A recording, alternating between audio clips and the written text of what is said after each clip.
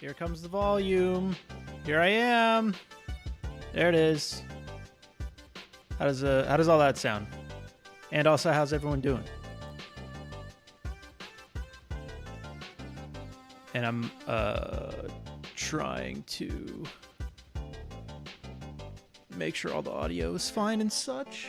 And at that exact moment, a dramatic strike of lightning outside, and now it is thunderstorming outside. So I swear if my power goes out or if my internet drops, the first time I stream in like 1,000 years.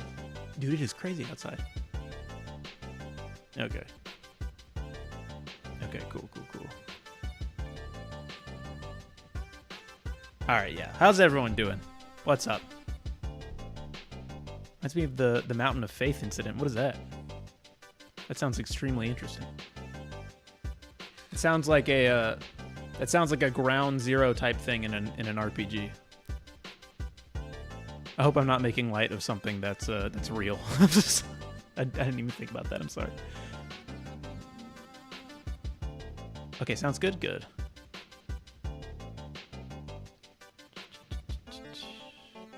Okay, yeah.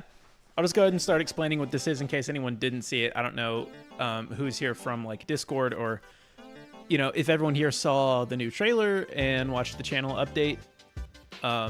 So, yeah. But anyways, main thing is, oh, the thing. Okay, the thing that happens at the end of chapter 4. Wow. Yeah, so anyways, Starcade is almost done. There's a trailer out right now. And it's probably going to be pretty close to what the final trailer is going to be.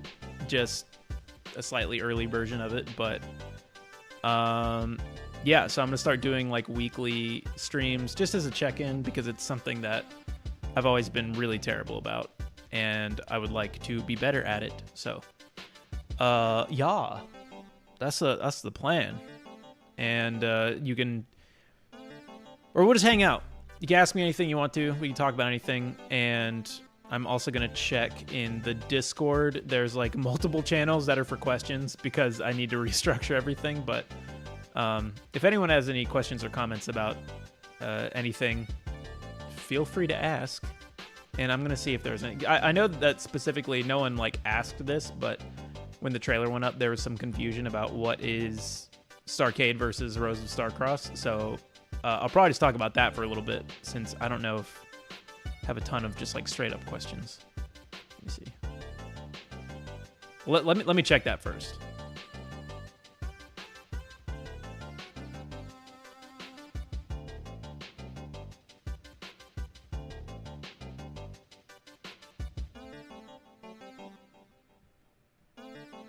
In the video, you said a few months doesn't mean 3 months. But a few means 3 to 5. A few does mean 3 to 5. You're correct. I feel like, I don't know. I've never been good at that. I've also been one to be terrible at saying a couple when I mean like 3 or 4, even though that's completely incorrect. But yeah, like I would say currently like 4 to 6 is my best guess, and that could actually be shorter. Because I've been so motivated lately and my back stuff has been being better, which literally today it's actually been kind of awful. But I think that's just an outlier. As far as the last like month or, you know, really just like 2 or 3 weeks have been. But it could go faster because I've been going obscenely fast lately. But you never know. So that's just my best guess. Can you ask? Absolutely. Yeah, ask any question you want. Is the background pre-animated or coded to move? Yeah, this is just yeah, this is a scene from a scene. You know, like I would say like how you would stage it or something. This is a shot from Starcross Starcade Special, and it's a full like all the layers parallax and stuff like that. I can't move it right now because I'm not like streaming the project right now. I am just streaming a video that I captured of it. But yeah, it does have a did I just see in this video, did I capture like part of my mouse at some point? That'd be really funny. But yeah, I can't like scroll this right now, but it is like all of these things are like layers and stuff like that. The train is actually cool, by the way. The train is not like an animated thing. It's like an actual object that's like colliding with the train tracks, which is also why it only goes down, because it's slightly easier. Basically, it just snaps down to wherever the bottom of the train tracks is, and it's just moving left or right to left instead of actually being animated. So I could make it like go faster and stuff like that for fun, or have more trains or whatever.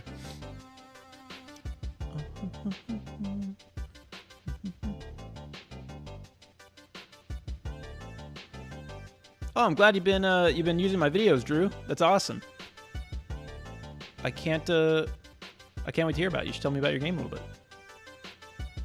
Sorry, I'm still a little distracted right now. I'm still like clicking things and making sure I'm not like streaming something wrong. I don't really have any visuals to have. I was gonna have my webcam on, but apparently it's just like broken. I mean, I bought like a super cheap one whenever I initially wanted to have one, and it literally, I guess, only worked for like the one time I used it. But I'll probably get another one at some point. But if y'all get tired of the music, just let me know and I can turn it down. It's very short. But yeah, let's see. Stop working.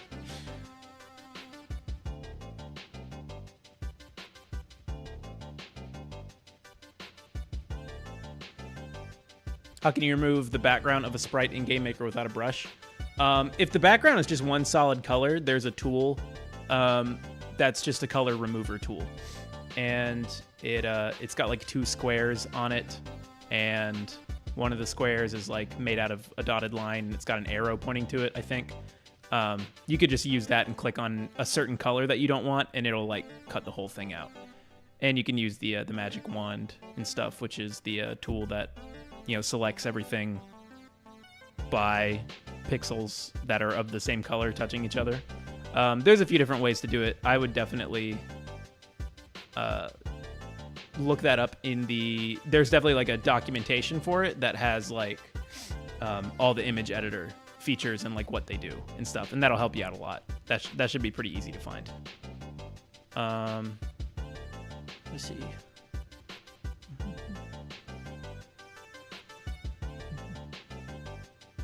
Have I been? I've been good. Well, not really, but I'm good right now.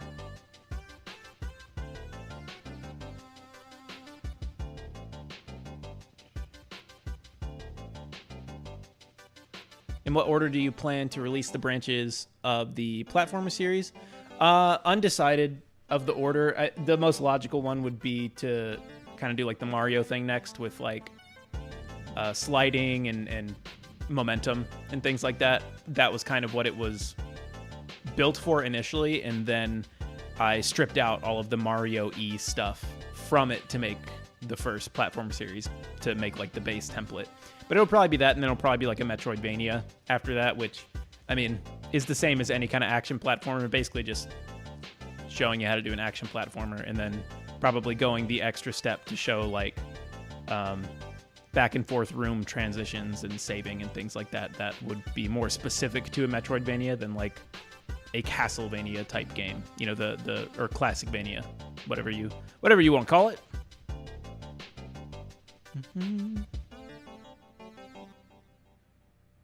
Oh yeah, definitely show off your game in the Discord, for sure.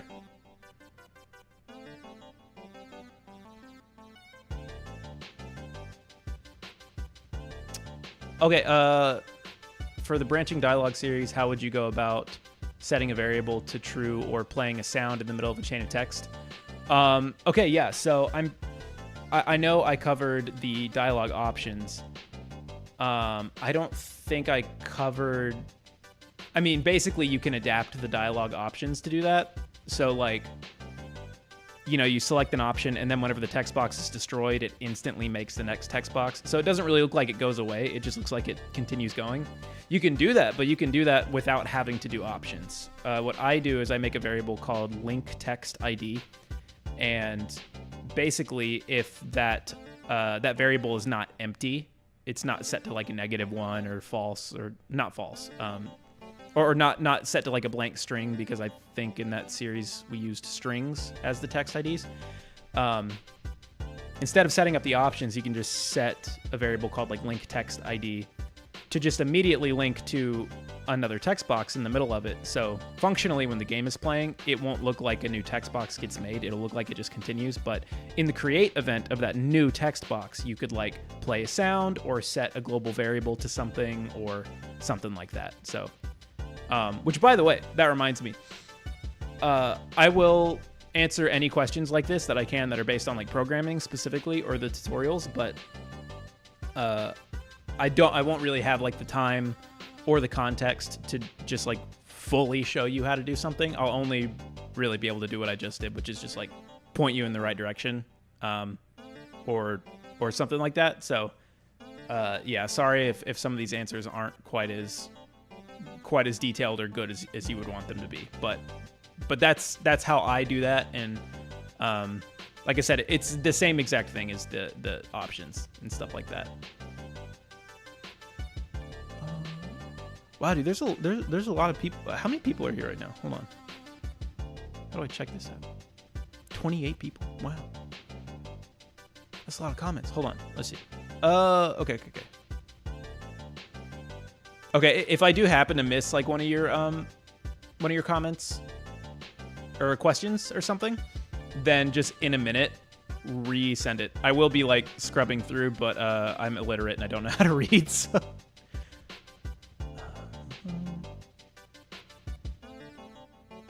Just want to pop in and say that platformer code was extremely useful and comprehensive.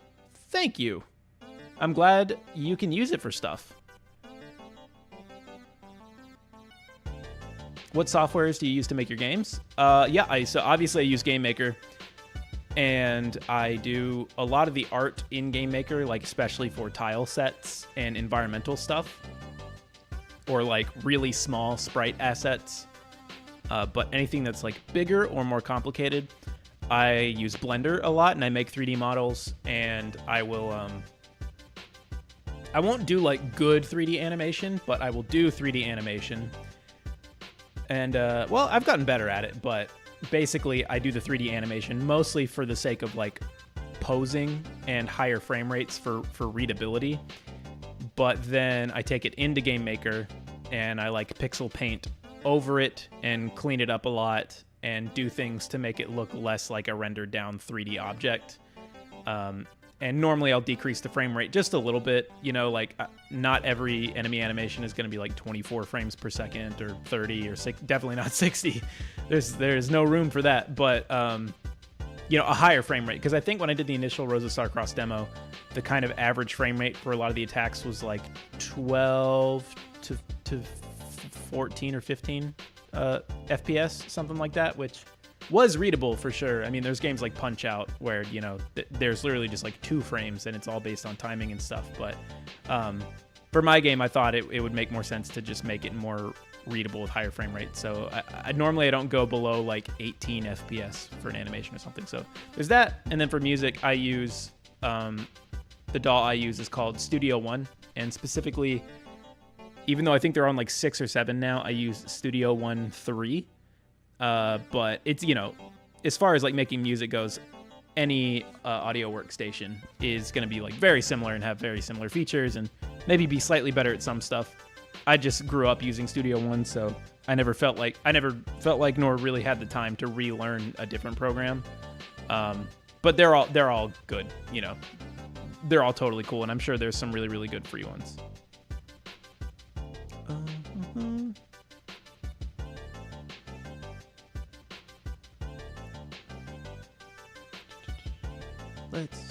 Let's see.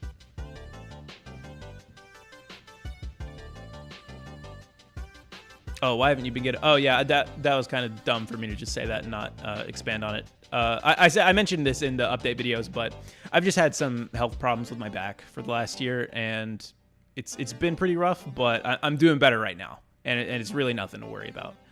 So yeah, I am doing good right now. Totally. Sorry, didn't mean to make you worry.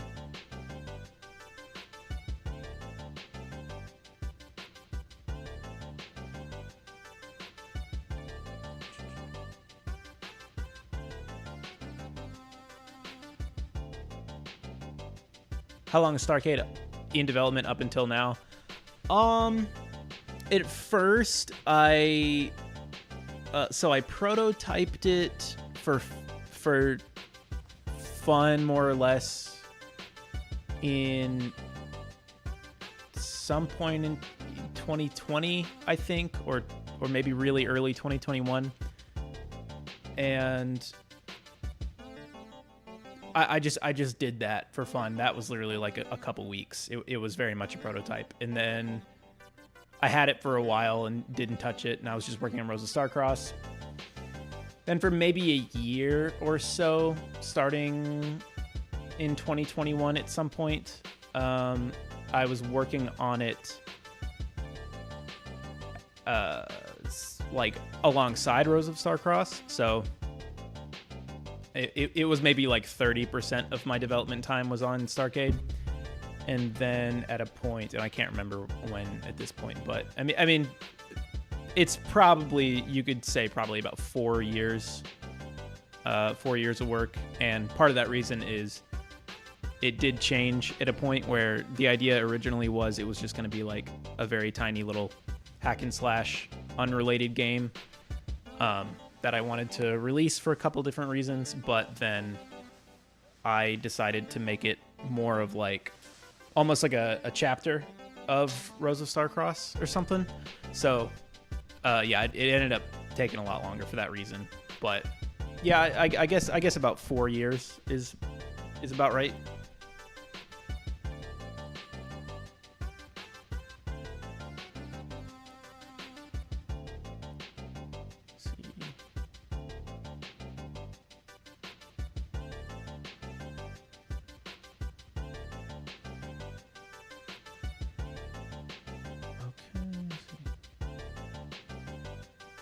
Can you make an online and offline multiplayer game in GameMaker? Yeah, totally.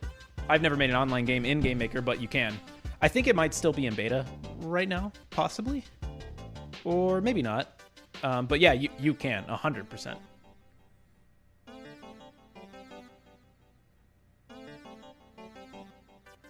Do I ever use the shader stuff built into GameMaker? I assume by built into GameMaker, you mean the like effects layers that you can put in the room, right? That has like a... Yeah, I use them occasionally. They're much easier than just using shaders. I mean, if you... Shaders are like a totally different language than GameMaker and everything, and they structurally work pretty different. I mostly make my own shaders and visual effects and stuff, but yeah, I've used the effects layers before. I know there's a couple places where I use it and haven't replaced it with my own shaders in Starcade, and I probably won't, just because I think it looks fine. And I turned it on and I messed with it for like 5 minutes, and then it did the thing that I wanted it to do. But that also depends on if it's doing exactly what you wanted it to. Recently, I needed to get better at shaders, and I made a little thing where I figured out how to do like Earthbound style backgrounds, because that's like all shader work. And so I did a little project where I figured that out, and that helped me come to terms.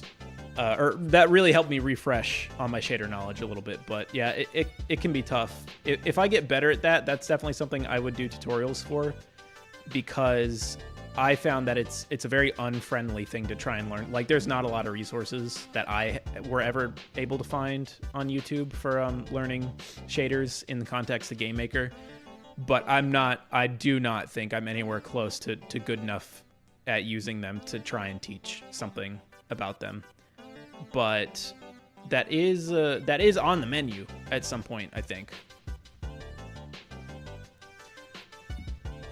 Where do you find Rose of Starcross on Steam? You can't. Rose of Starcross is not currently on like Steam wishlist, unless you meant Starcross Starcade Special, in which case you could just look that up on Steam. But you can't have.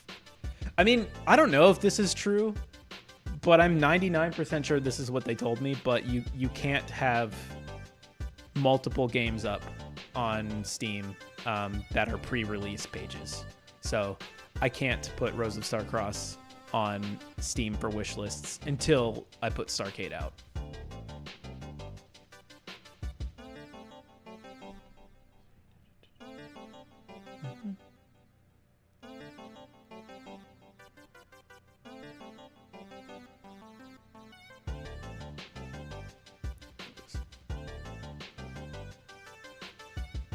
Welcome back, Paige. Oh, thank you. Glad to be back.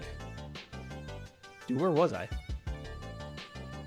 I think chat just like snapped to the bottom for me, and now I have no idea where I was. Okay, wait, here we go. Highly recommend checking out Channel Scroll Library. It's extremely powerful. Oh. Juju Adams Scribble Library. Interesting. I think I've heard of that. I'm almost positive I've heard of that. Interesting. I'll look into that. Oh, Donkey Kong Day. I completely forgot. I've been so busy lately, and I was so excited for that game. And a friend of mine earlier was just like, mentioned Donkey Kong, and I was like, oh, dude, I forgot. So I haven't played it yet, but yeah, go play Donkey Kong. Have fun.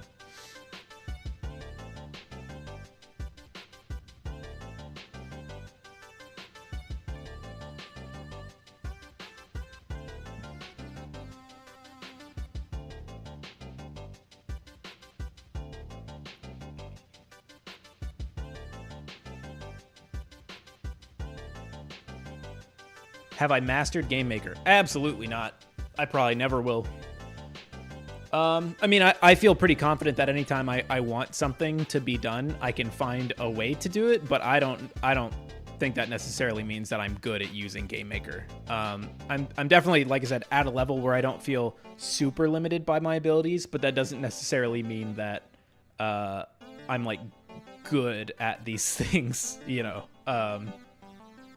I'm pretty familiar with it. I mean, I've used it basically every single day for the last like 8 years. So I do know a good bit about it, but you are also kind of at the mercy of your own ambition a little bit, you know? Like, I think, I can't remember. I heard someone say this and it struck a chord with me. But, you know, someone said human beings learn much better from failure than they do success, right? So, and that kind of goes with another thing that I've heard before, which is like, practice doesn't make perfect. Practicing perfectly makes perfect. Which I mean, it's one of those things, it's a saying, so, you know, it sounds a little too reductive, but I think it basically really just means both of those is that, like, you can do something for 8 years in a row, like I've been doing, and just consistently do a bad job of it. You know, you can never challenge yourself or never strive to be doing it well. And so, like, I'm only as good as my games have required me to get, and I'm still probably not even fully that good. You know what I mean? So, let's see.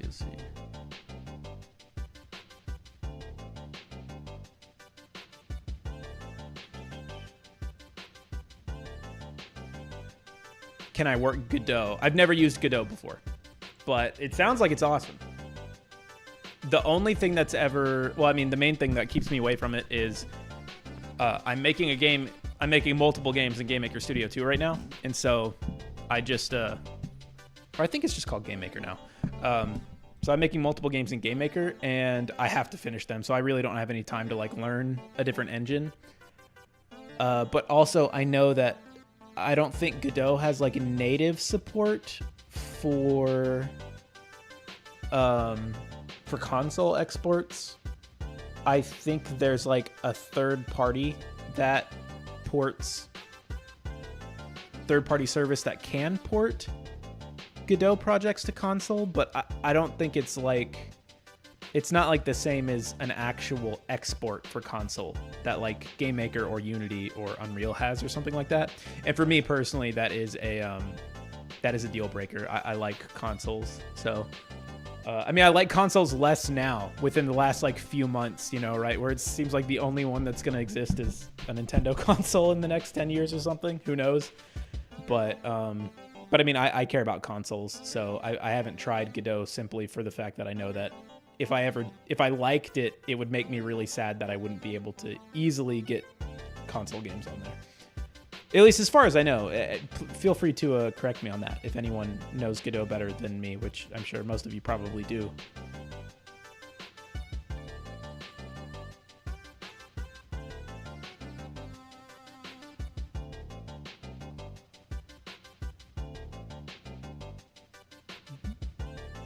Yeah, sorry, I'm having to just like hop around and just like the second I find something that's just like a straight up question, I'll answer it, and I'm so disorganized. Can you make a game that works with gamepads? Absolutely, there is gamepad support. Check it out on the documentation. It's very easy to do. But it's also the easiest to do with like an X input controller, which is like an Xbox controller. So you'll definitely probably want one of those instead of just like some random controller, because you never know. It might introduce a couple variables of not knowing if like your controller isn't compatible or whatever. So if you do want to use gamepads, then definitely just get like a cheap little Xbox USB controller, and because that works, perfectly with Windows. Will I ever do a tutorial on how to make a boss fight on in like a top-down / platformer in 2D? Yeah, totally. At some point, whenever I will get back to making tutorials at a point. Obviously, my main thing is like development right now.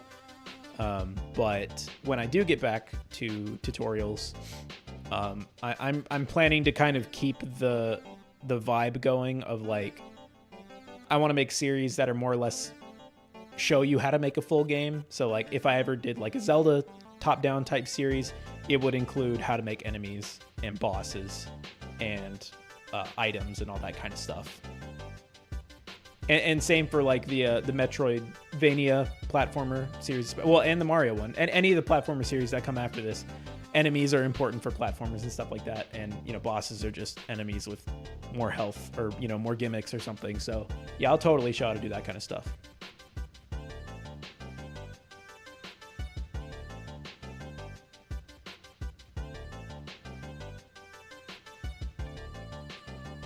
Oh, related to the visual effects thing, just be careful with the wind blown particles and glow layer effects. They can really lag your game.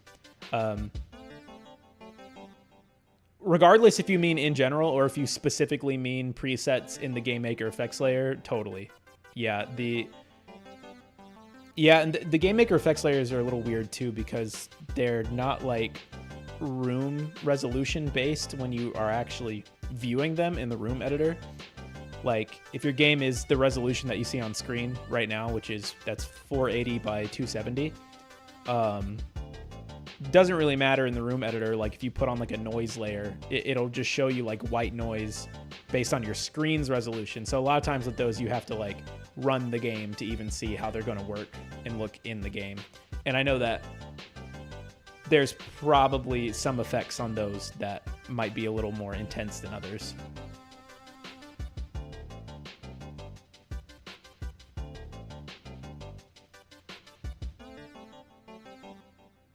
How did you learn to code? Heartbeast and Sarah Spalding.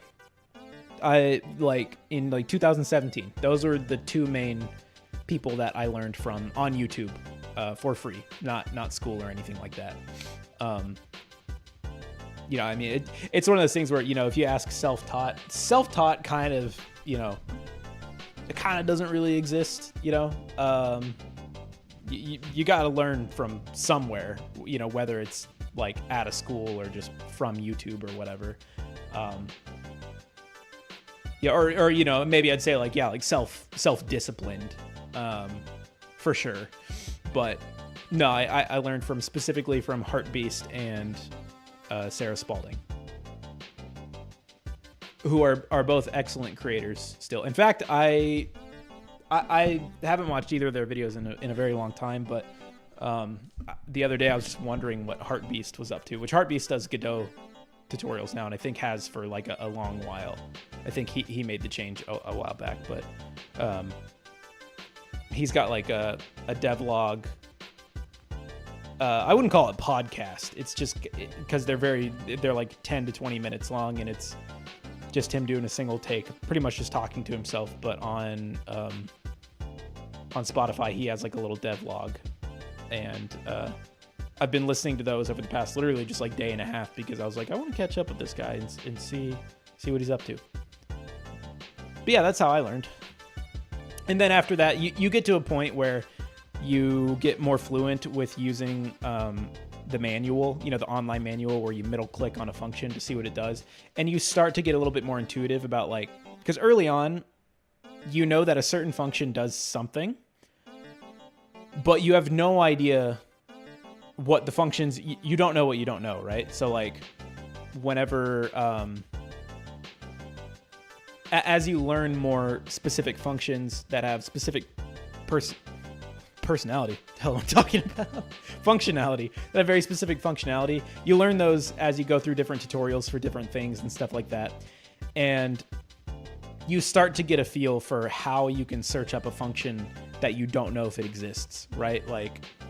If you're like, how do I blend two colors together in code? You get to a point where you're like, that sounds like something GameMaker should be able to do with the function, but I don't know what it is. And you just, you get good at Googling GameMaker code blending colors, and then you find the merge color function.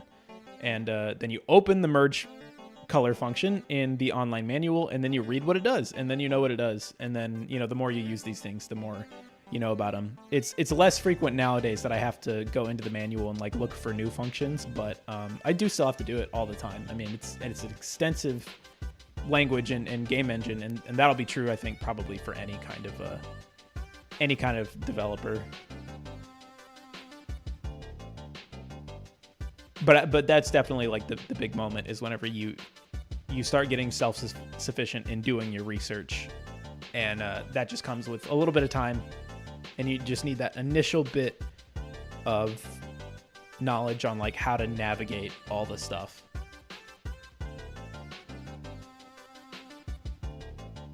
Oh, the layer effects are really horribly optimized. Yeah, that's not hugely surprising to me. I've never tested it myself just because, like I said, I don't really use them that often. I used would you call it a rasterizer? What would you call it? A color rounding thing, quantizing color thing. I don't know. I think you call it rasterizing, but there's one that I like to just play with.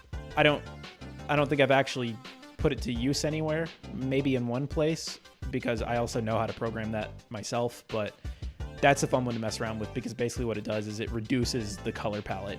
You can't select the palette, but it takes the colors that are in the view and in the room already, and it reduces it and starts rounding them, so you can get you can go all the way down to just having two colors in the whole room or something, I think, like that. And that's just a fun, cool effect to look at, and they're fun to play around with and get kind of inspired by, and then you can go back if you want to make a better one or you want to make one that suits your purposes better. They're a great tool for that. I should have said that earlier. I've done that a few times where I've looked at an effect and I was like, okay, this looks cool, but I would change these things about it, and that's not a parameter here. Or I would want it to also do this thing, and it's not a parameter. And so then I start, looking into GLSL, which is the programming language for shaders. So, yeah. Can I make an NPC interaction tutorial? Did I not do that as a part of the text box video? I feel like that had to be part of the text box video, didn't it? It's been so long since I made it. But I probably will again at some point in the future, because I do need to remake the beginner's RPG tutorial series, because now GameMaker just looks a little bit different, which is the UI is slightly different, which is kind of frustrating. And I did make a couple mistakes. One being I had some default settings on in GameMaker that I forgot to turn off. So the grid size in the room was different than the default one. And that series was supposed to be for super beginners. So anything like that is a problem, but also now it's more of a problem because, again, icons are kind of in different places now for certain things.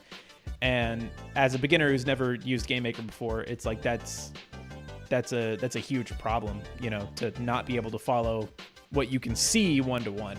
So I'll definitely be remaking that, but I'll also be doing like a more in-depth RPG series at some point, much more in-depth, and that'll definitely go over like text boxes and stuff like that, and a couple of my newer methods that I have for text boxes now. So yeah, I'll totally do that at a point for sure.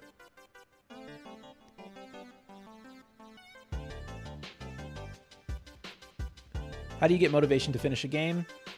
That's one of the biggest roadblocks when making a game. I don't know. I don't.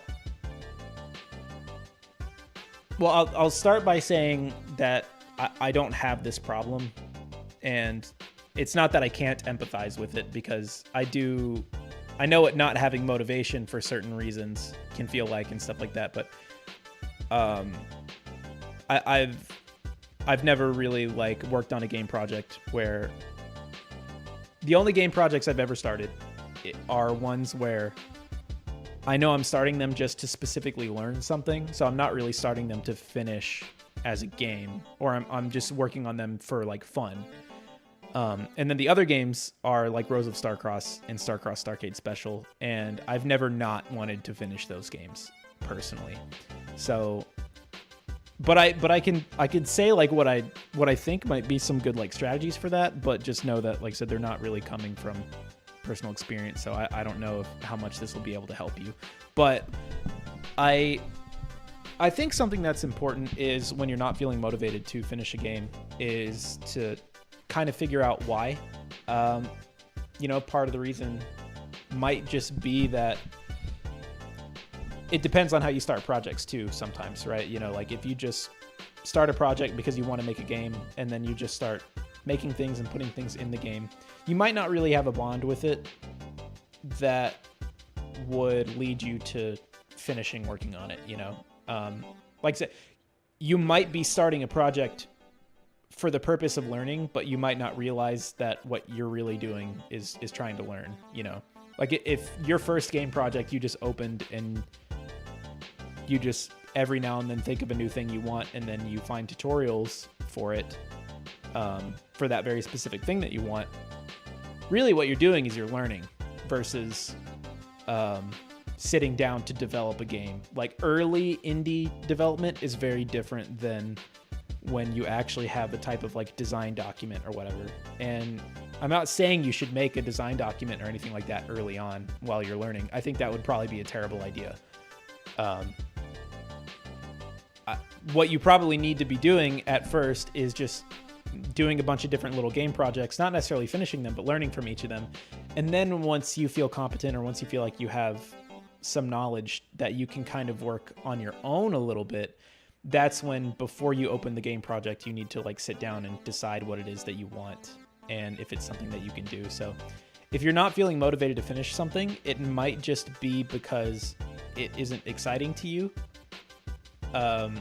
because it's maybe not like a project that has a ton of direction just by design. You know what I mean? I'm not trying to like insult any of the games that you're working on or anything like that. It's just, you know, I did the same thing. There were multiple projects before Rose of Starcross that I felt like I was really taking seriously, and I was taking seriously, but the much more important thing I needed at that time was just the experience of working on those little projects. So that's probably one thing that'll make a difference. And another thing that will probably make a difference is oh, hold on. Sorry. Yeah. Yeah.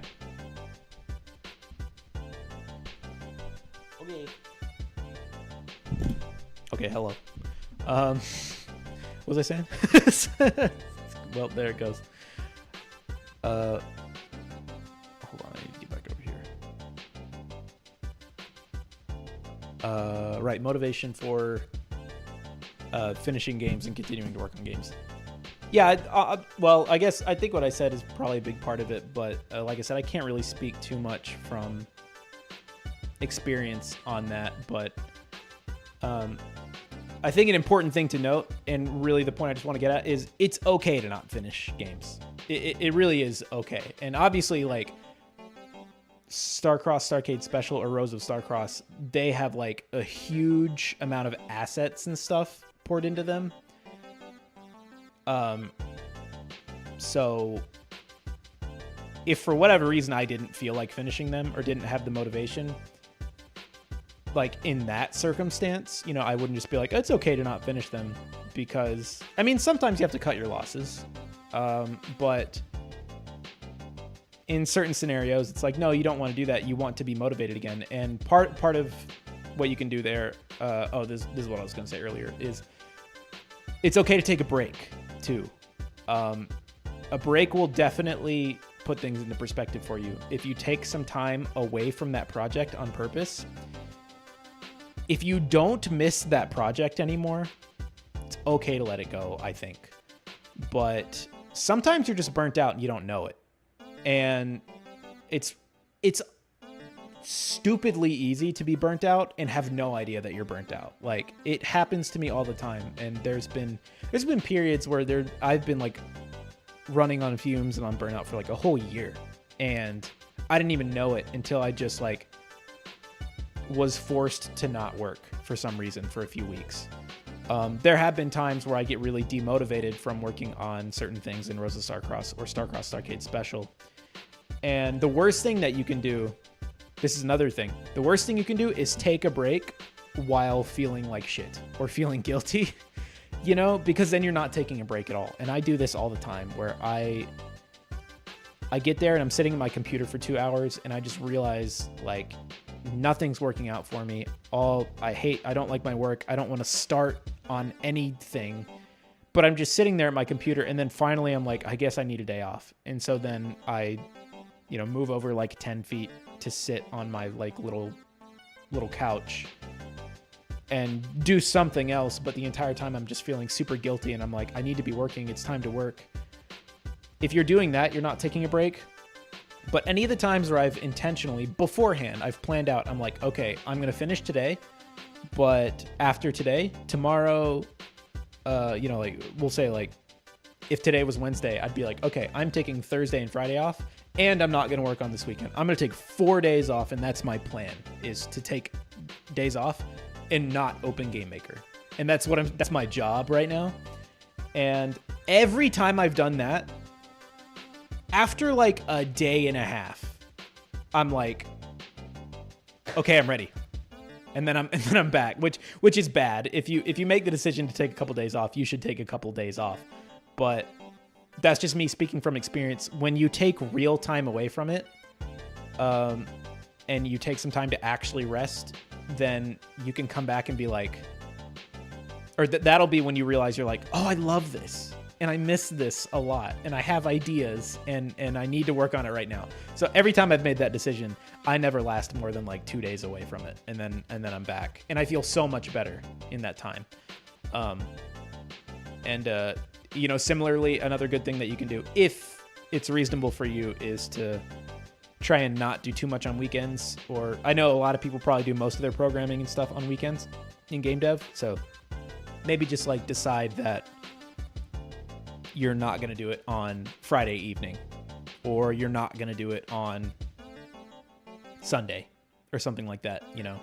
Or again, if you do mostly do your dev work on the weekends and you don't really do too much during the weekdays, kind of maybe say certain weekdays, I'm not even going to pluck away at it, you know, like on Monday, Tuesday, and Thursday, I'm gonna be like a band from Game Maker, you know, because you need to like stay consistent with it. I know I'm harping on this one for a long time, but that's a really important question, I think, to a lot of people, is keeping motivation, because game development is so hard. So I would like to have a decent answer with it. So sorry, but yeah, you know, don't limit yourself too much. You still need to learn, especially when it's early on, but yeah, taking real time off and not guilty time off is going to be very telling about your project. It'll either make you want to come back to the project with a lot of energy, or if you are finding that you're okay with not coming back to that project specifically, then that probably means that you learned everything you wanted to learn from it and you're ready to start something else, whether it's another learning project or another big project. So yeah, that was a very long answer. Sorry.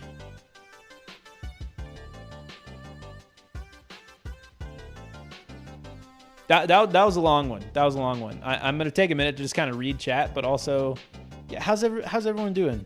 Are the also is the music annoying at this point yet? Is it quiet enough to not be annoying?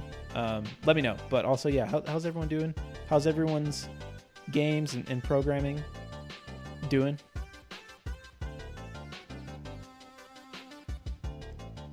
Oh, I just saw Friendly Cosmonauts cutscene tutorials may be of interest if you want to learn cutscenes. Friendly Cosmonaut is really, really good. By the time that they started making content, I think they started with Game Maker Studio 2. Maybe they hopped on at that time. At that time, I didn't really need to watch tutorials anymore, but there were a couple that I saw. Mostly because multiple times I got people said that I was like stealing her tutorials or something like that. So I just wanted to go check and see how similar they actually were, and obviously they weren't really that similar. But there's basic ways to do everything. But anyways, yeah, Friendly Cosmonaut was very good in those videos that I watched. So definitely they would be really helpful.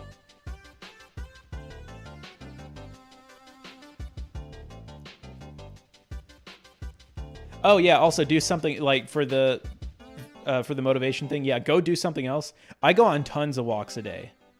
That's a great point. I go on tons of walks a day.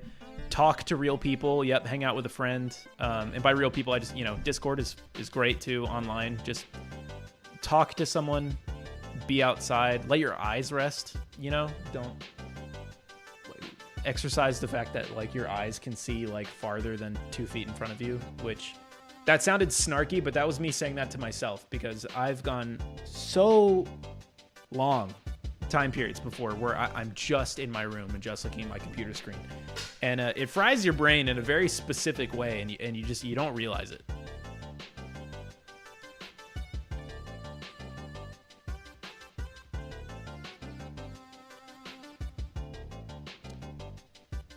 Oh, doing okay. Not really working on the game, but working on a novel. That's awesome. That's really cool. Yeah, just anything. And you know what? That's also another good thing you can do for motivation is to do something else creative a little bit. Get you some ideas, but yeah, no, totally cool to put your game stuff on the back burner for a little bit. It's a lot. Game development is a lot. So yeah, taking breaks is extremely important. And the sooner you learn that, probably the better off you're going to be in the long term.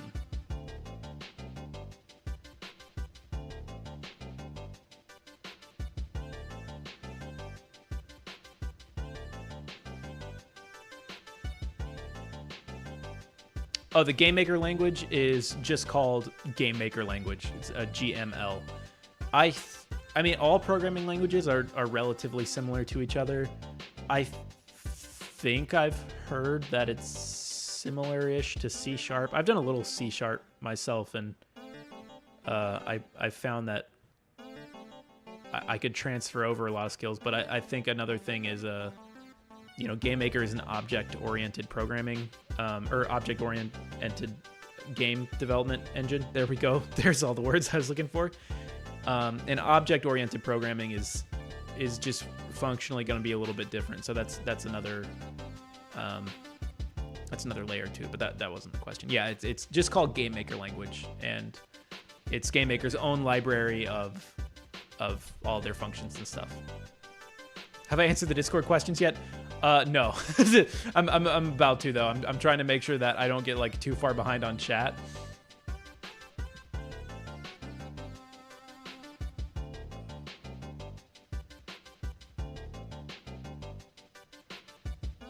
Oh, do I use Game Maker's room editor heavily, or do I create runtime editors? I have not attempted to make a runtime editor myself. I've been thinking about it a lot lately, actually, but that would probably be a good thing to do for Rosa Starcross. But I kind of have, I would call it like a hybrid system. I just use Game Maker's room editor, but I have a system where, based on the way I name layers, the settings for them and any assets in the layers are changed. Like, for example, this is like imperative for Rose of Starcross because of the pseudo 3D thing, but like I can make a layer that is like, and it'll just be all of the walls or the flooring, I guess you would say, that is at a certain Z height. And I can do that just by putting down all of the all the walls on a layer and then naming the layer a certain thing. And I have like an object that runs through the layers in a room and gets information out of the name of it. I don't know if that's incredibly stupid. It probably is, but I've found it to work really easily for me, and it improved the room editor for me, specifically in my needs. So basically just use the room editor, but there are a couple things I have that are different about it than just stock GameMaker, I guess.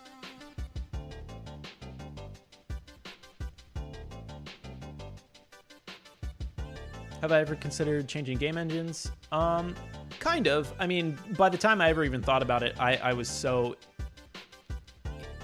well-versed in GameMaker that it's just something I couldn't even think about until, you know, I started an entirely new game project. But at some point, I'll make a 3D game, and so I'll have to use, like, Unity or Unreal or Godot or something like that, you know. But I've never considered changing it for the games that I'm currently working on. Okay, I'm going to check the... Wait, one second. Do I use Obsidian for making my story? I have absolutely no idea what that is. What is it? It's not like an AI thing, is it? Any chance you'll combine the menu and inventory lessons into a small vid?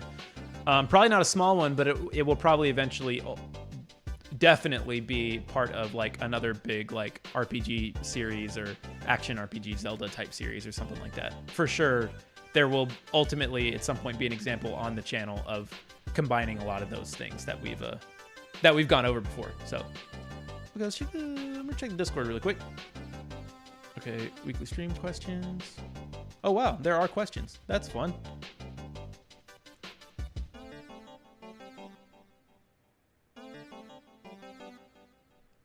Okay, let's see. From Caleb, number one, what is your creative / ideation process? Do you have a certain method to brainstorm story, gameplay, music, etc., other ideas, or is it just whatever comes to me? That's a really good question. I guess I would just call it whatever comes to me, but the initial idea is normally something comes to me, or you know, you hear someone say something, or you're out doing something and you just have an observation about the world and you're like, oh, that's interesting, and then it becomes some kind of idea. Or maybe you're interested in telling like when it came to Rose of Starcross, that was a very strange process because that was the project that I started whenever I started learning. Like I said, I did other things, like there was the first demo prototype-y thing that I ever made was just a bunch of like, you know, tutorials cobbled together that made something that looks very different from Rose of Starcross, but it was Rose of Starcross. And then I quit that and then made a couple other games that were a little bit better, but still ultimately pretty bad. And then I came back to Rose of Starcross and made a prototype for that was also bad, but you know, so that one specifically is kind of hard for me to pin down. But I guess normally I will just think of something that's important to me, and then I sit down and the main thing that I do is I come up with like a what I want the themes to be, or what I want the like purpose of the work to be, and then that for me makes it pretty easy to figure out what everything else needs to be. But also, you know, sometimes you want to come up with like an idea that supports like a miscellaneous piece of art that you have. Like if you have a piece of music that you really like that you've written, or an art style that you really like, it can be easier to make themes that support that style that you want to do, and then build everything else from that. Which I guess it doesn't have to be a thematic thing at all, really. It could just be like, you start with one thing that you like a lot, and then you try and make things that support that one thing that you like a lot. Like I could say that about Rosa Starcross, where like really that game only existed in the first place to support the music that I had written, and then everything just continued from there. But no particular method to make myself feel creative or anything like that. Sometimes you do just have to sit down, and even if you're not feeling super creative, either take a break, or sometimes you do just need to like get your pencil in your hand or your piano or your guitar, or open up your pixel editor or just anything and just start making stuff and just activate your brain, your neurons a little bit, and that can help you just sort of come up with stuff.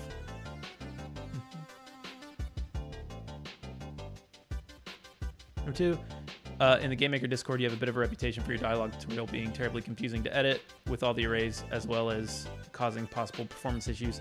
In fact, the people who help in that server discourage people from using it because how many people come to them with problems. I currently use it as the foundation for my dialogue with edits and expansions, and I don't have issues with it anymore. But I was wondering if, hypothetically, you were ever to remake the series, what changes, if any, would you make? That's a great question. I have heard that before, and I don't doubt it at all. I'm not going to pretend like that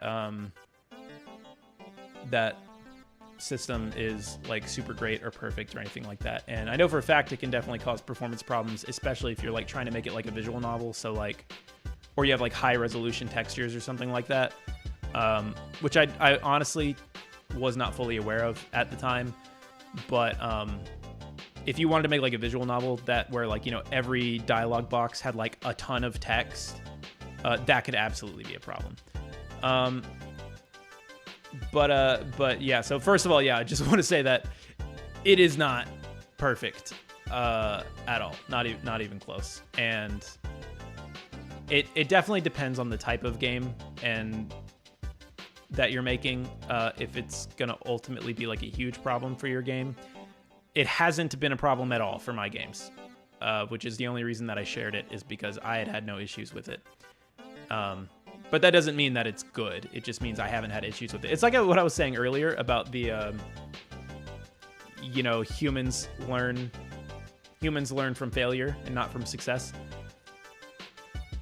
That dialogue system is the successful version of my attempts of making a dialogue system. And once it worked for me, I never had to change it personally because my game runs at, 480 by 270 resolution, pixel art fonts, things like that. It just never ended up being a problem for me. So, and that is a mistake that I made. I do, it does work, and it has a lot of freedom with parameters, which I think is good. And, I'm not gonna argue and say that it isn't confusing. I was never confused by it myself, but that's also because I made it. So it's hard to judge that stuff on your own. But a big change right up front that I would definitely make would be not using strings for the text IDs. I would probably make that into like an enum. So, they would have like constant values that were searchable in GameMaker's IDE. That's a big one. I mean, again, it's never caused much of a problem for me personally because you type the string in once to make the text ID, and then you just add it to the case list. And in my head, I've never found any reason to ever change those two. So I've never had a problem with like a text box linking to the wrong thing or not getting the correct case or anything like that. Enums, by the way, they're kind of like global variables. They're variables that you can set up, and they will be referenceable by everything else in your game, like global variables or something like that. But yeah, anyways, so I would do something like that probably. Another thing that I would do, which this is important to note, but it's not an excuse for any bad practices that I've had. GameMaker has changed a bit, and I believe, well, definitely whenever I initially made the dialogue system for myself, structs were not a thing in GameMaker, which I've only ever really known GameMaker. So before they made structs, I didn't realize how kind of insane it is that they didn't have structs for such a long period of time, especially when it comes to just like GameMaker Studio 1. Its entire lifetime, it didn't have that. So that is pretty crazy, but I would definitely abstract out, or I would definitely use like structs to do things like creating information for NPCs, because the NPCs, I would also use like strings instead, but I wouldn't use enums for that. I would just use like a struct and constructor that would create NPCs where it would have like their name, their different emotions, and the sprites that went with the emotions or whatever, voices, all those things. And so there wouldn't be all this like stupid copy pasted code everywhere. So that series, it is something that I need to redo at some point, but it's also something that I need to redo once I actually have a much better system, because like I said, I use basically the same thing in my games, and feel free to flame me all you want for that. It's totally deserved, but they work currently in my games, and so I've improved them a little bit in different ways, but they're not much different than what you see in that video. So yeah, and we'll just see once the game comes out. We'll just see if it's completely broken or not. But I don't think it's broken at all. It's just poor practice, probably a lot of it. But yeah, so those are some of the things that I would change about it.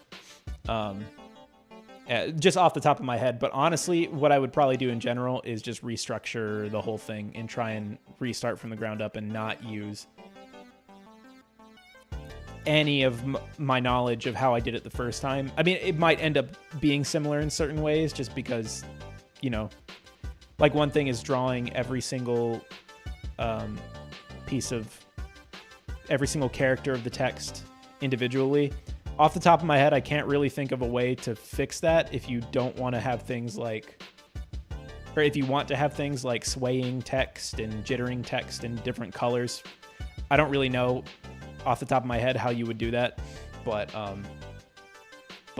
yeah, I mean, if I sat down, I could probably figure out an alternative, or at least a more performant version of that exact same thing. But anyways, probably enough time on that one. But yeah, that is definitely something that I should change.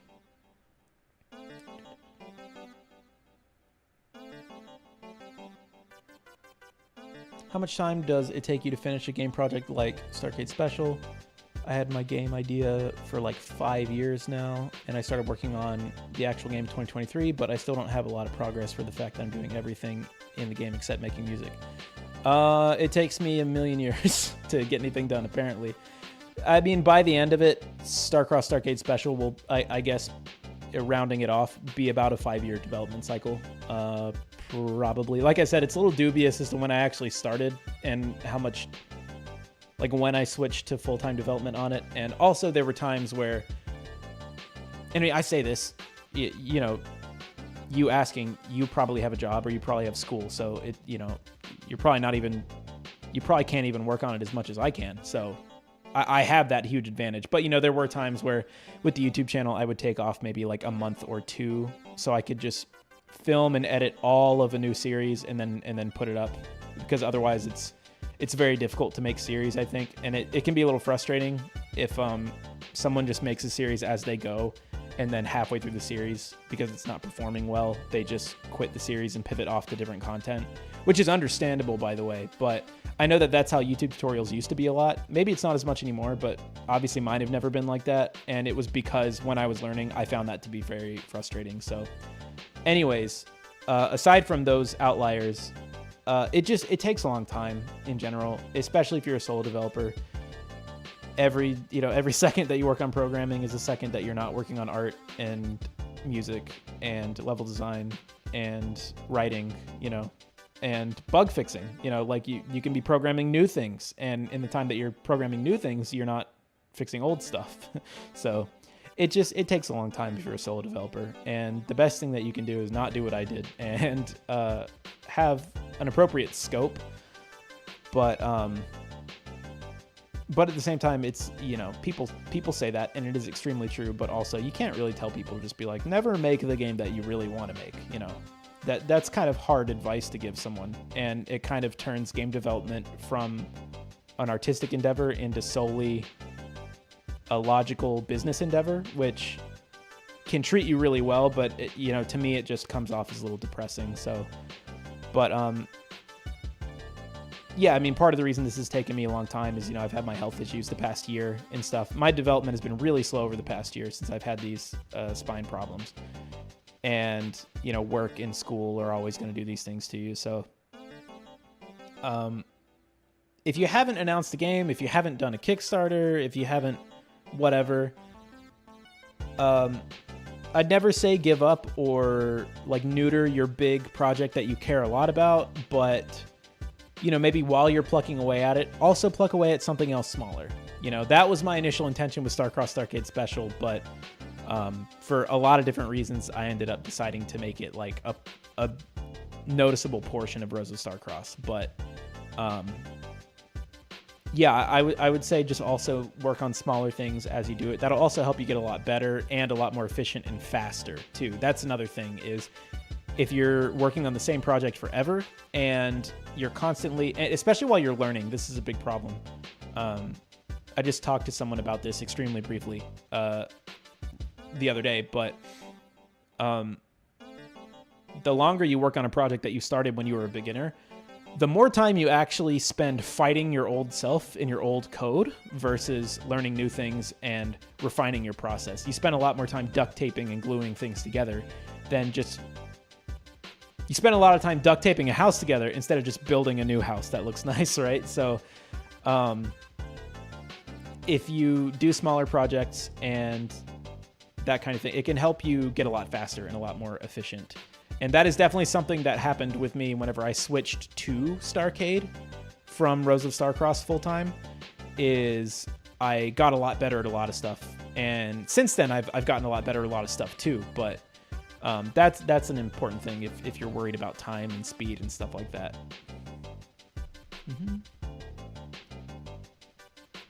Okay, more questions? How's today been so far? Today's been great.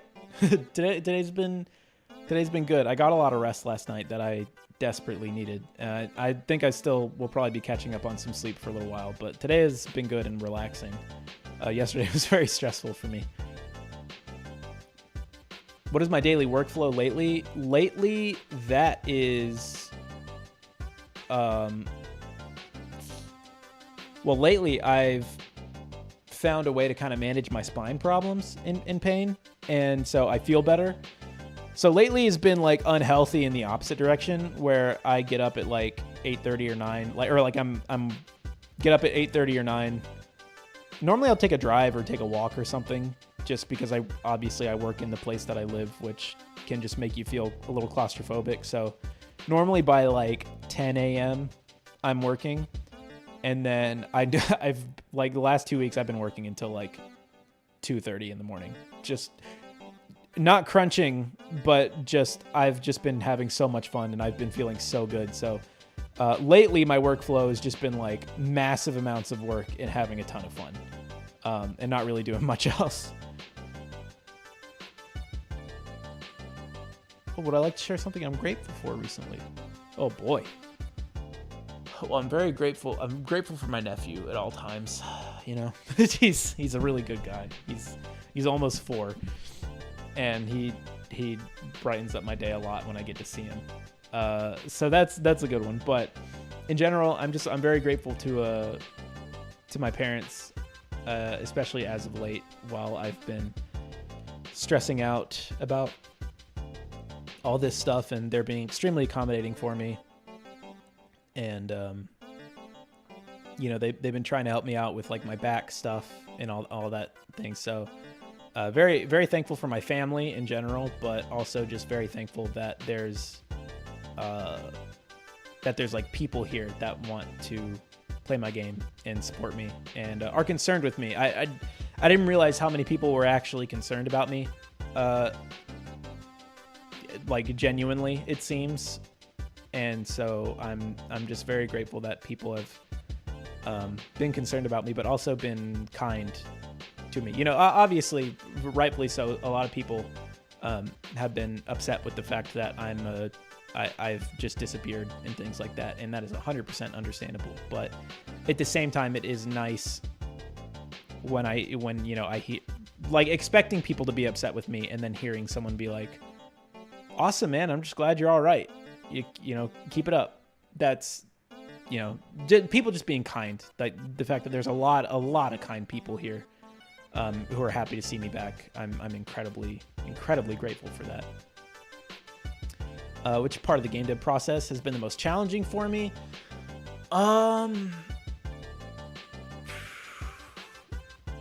That's a great question. Really, really good question.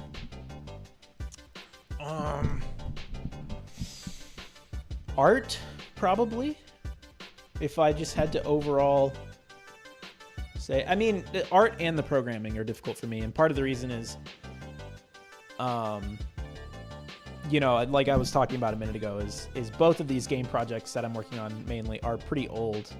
Rose of Starcross has been pretty much totally overhauled and updated at this point, and so it uses much cleaner, much nicer code that I'm very excited to get to working with. But as far as Starcross Starcade Special goes, there's some stuff in here. There's a little bit of tech debt going on, fighting old code, making newer, better functions that do certain things, but I haven't gone back and fully replaced them in the places that they need to, stuff like that. So, and that's not good, but that's challenging, and knowing I'm going to have to do that is challenging. And a lot of times art has been a huge roadblock for me, whether it's like making a tile set that I think actually looks good, or animating or anything like that. I'm not terrible at 3D modeling, and I'm pretty decent at 3D animation, but for some reason, I'm always super discouraged to make a new 3D model. I always get in my head, and I think it's way harder to do than it actually is for me at this point.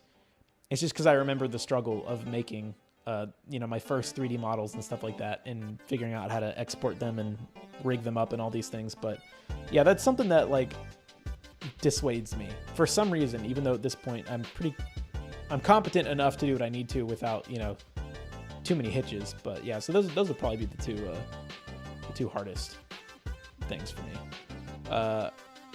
And that's just game dev in general. In general, the hardest thing is by far the mental stress of just like knowing you're taking forever, and other things, just like feeling guilty about stuff, and that's I guess that would be the real hardest part of indie game development, is just mental health. But that's not a particularly useful or interesting answer. After the current titles, are you interested in building with another engine or game maker? I talked about that a little bit. I would love to try out other stuff after the current titles, but as far as 2D games go, I really like Game Maker, and I'm so familiar with it. So if I ever wanted to make like a simple 2D game again, there's no reason I wouldn't stick with Game Maker, just because I've already spent so much time making these games and all these things, and I spent so much time learning Game Maker. I want to benefit from that in the future. When I want to make a game, I can just open Game Maker and make it. But I will want to make 3D games at some point, and Game Maker can't do that unless you're really, really clever and very cool, which I am not. Have you ever tried to get assistance with my code using LLM? Which, if anyone doesn't know, that's actually, yeah. What does that actually stand for? I know that that's AI, but what is LLM? It's learning like Larry. But no. I don't need that. By the time that stuff showed up, I didn't need it, but I wouldn't be very interested in using it in the first place. I'd be more interested to just learn on my own and look up documentation for things and look up tutorials from other people and cross-reference multiple. I think the thing that I don't like about any of the AI type stuff is because for a lot of people it becomes their singular source for learning how to do something. And regardless of what that one source is, you can never just trust that. I mean, and obviously the AI just pulls from a million sources, but you can't verify any of those sources too. So I don't really like learning from one person and them just being like, this is how it works. And I would feel the same way about an AI, you know? So yeah, don't use that stuff. Or I don't use that stuff, and I would implore other people not to use it as well. But yeah, it's yeah. So yeah, thank you for those questions, by the way. They were all really, really good. Oh, question from B-Fast. What is your favorite ice cream's flavor? What do you think about Five Nights at Freddy's? Favorite ice cream flavor is green tea, probably. I think. Yeah. I like green tea ice cream. Five Nights at Freddy's is pretty cool. No, I never played it. Obviously, I'm not talking to you, B-Fast, you bozo. You already know all this, but for anyone else wondering, I've never played him, but recently I started just like digging into him and all the lore and stuff, and I had a great time with that. I had so much fun with that. So yeah, okay. And then the last question here is, what order do I plan to release the platform series branches? And I answered that a little bit earlier, but I said once I get back to it, it'll probably be the Mario one, and then it will probably be the like a Metroidvania style one. Ooh, what sparked your love for game dev? 2015 as a whole. I had just moved away in the middle of high school. Well, I moved in 2014, but I was still I was really depressed after I moved, because I was in a band and I was doing music and I was playing guitar in a metal band, and for our age we were really good. I think we had a lot of potential, all that kind of stuff, and I was really serious about music, and I loved the guys that I was in my band with, and I had to kind of like, I had to leave it all because we moved, and that made me pretty depressed. And I was like, well, you know, I still want to keep doing music and I want to figure that out, but I was like, I need to. And at that point I kind of gave up on being in bands, because that's one of those things that's like incredibly, you know, you got to be real lucky to be in a band that actually, you know, gets any kind of recognition or make money or just can support yourself with it. So I mean, that was already a long shot in the first place. So when we moved, I was like, I can't restart that process. It ain't gonna work for me. And so I was like, man, I really want some way to do my music. And I started getting back into video games. I was always into video games, but when I was really focused on music and being in a band and playing shows and stuff, all my free time I spent just like playing guitar and whatever and writing music. But yeah, we moved and I didn't really have anything to do. I didn't have any friends. So I was like getting back to playing games more often. And in 2014, the trailer for Breath of the Wild, or the initial reveal of Zelda U at the time, came out, which was hugely inspiring to me and super exciting.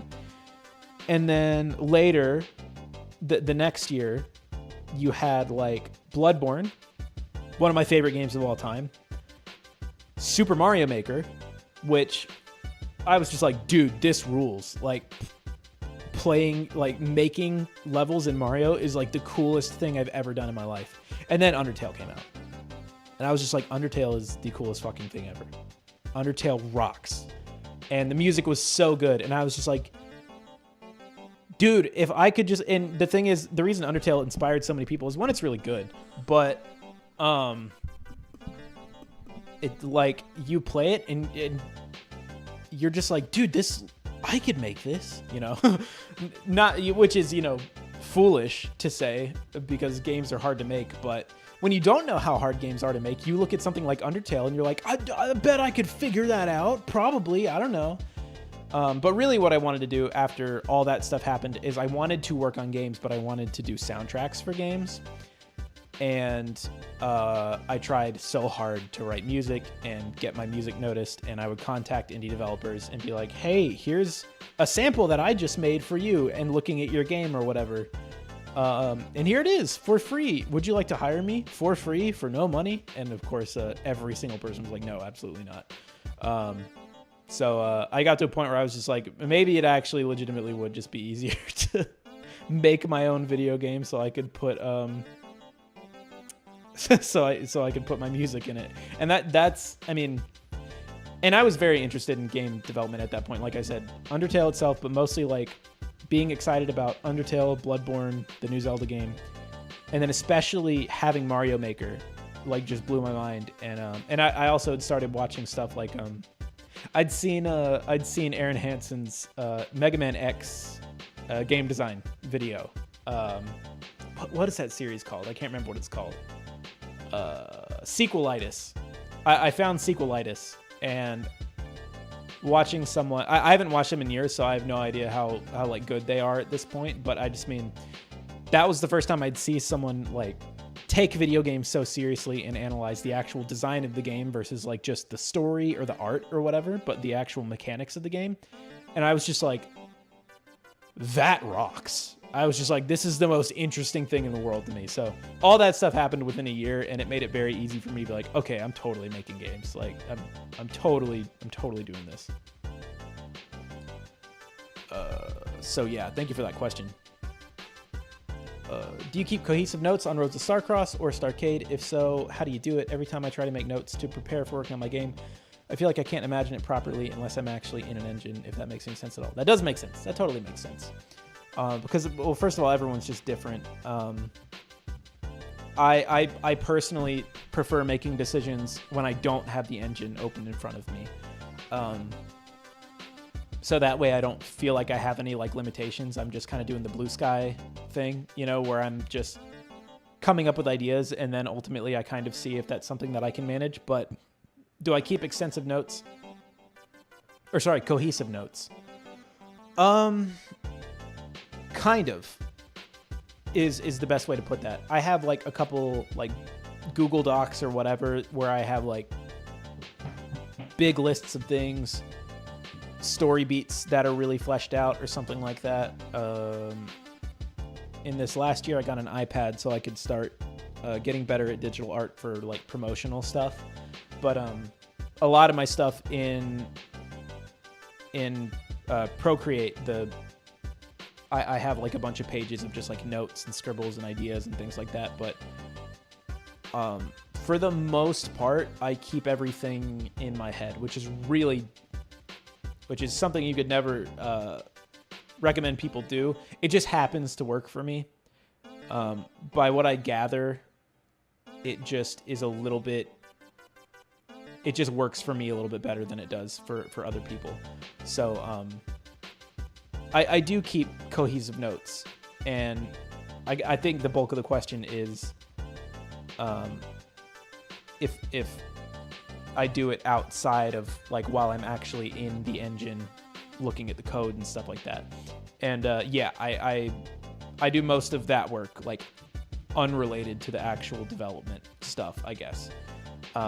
But honestly, a good thing that you can do if there's like, if you have important ideas that you don't like, if you come up with an idea and you don't want to forget it or whatever, I would just have like a big Google Doc that's literally maybe just titled like ideas for my game I don't want to forget, and just jot stuff down, and every now and then make it a habit, you know, like once every few weeks or whatever, just open that document and reread through it. And if you ever want to tweak anything, do it at that point, you know. Or if you can't really make sense out of things or figure stuff out without being in the engine, open up a note while you're in the engine and just open up a separate note on a second monitor, or just, you know, if you don't have two monitors, just have it open and in the background. And then whenever you do finally come up with an idea, before you start trying to hammer it out, go ahead and write it down on that note so you have it. And then maybe when you're hammering it out, it changes, or you find out you can't do it, or it's not an idea you like, or whatever. And then at that point, just make a note under it. I would say probably don't delete anything that you change, but like make notes under it. Be like, I tried this and I couldn't figure it out. Or actually, never mind, I hate this. Hello. I just need to make sure we're still streaming. If anyone can give me a little feedback on that. Because OBS just kind of like... Okay, good. How long was it off? Was I just like talking for like 4 minutes and there was like...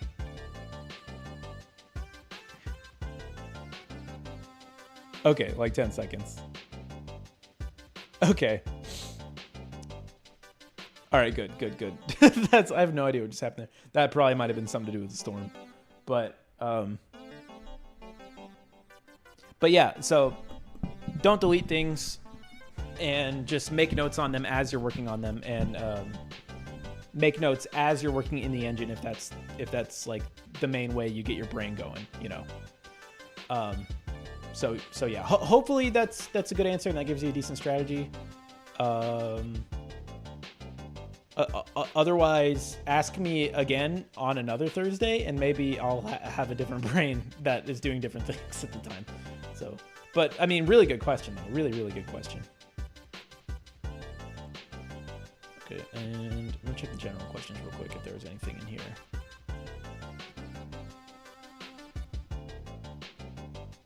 What would you do if you had 2 monkeys? And also, what would you do if you had 3 monkeys? Excellent question. Well, the first one will probably program a better text box than me, so we'll get him on that for sure. And then I'll hash it out with the other 2, what they think they can do better than me. Okay. I'm gonna go back and chat a bit and see if there was anything that I missed up here. I'll probably close out the stream in the next like 30 minutes maybe, because I do need to get back to work, and I didn't really want to go over a couple hours for each of these. But I mean, I started a little bit late too, so yeah, maybe like 30 minutes. We'll see.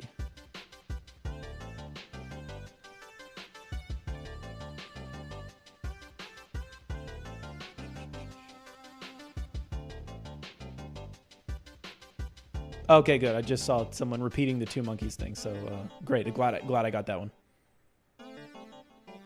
Thoughts on Gal Gadot instead of Gadot. All right.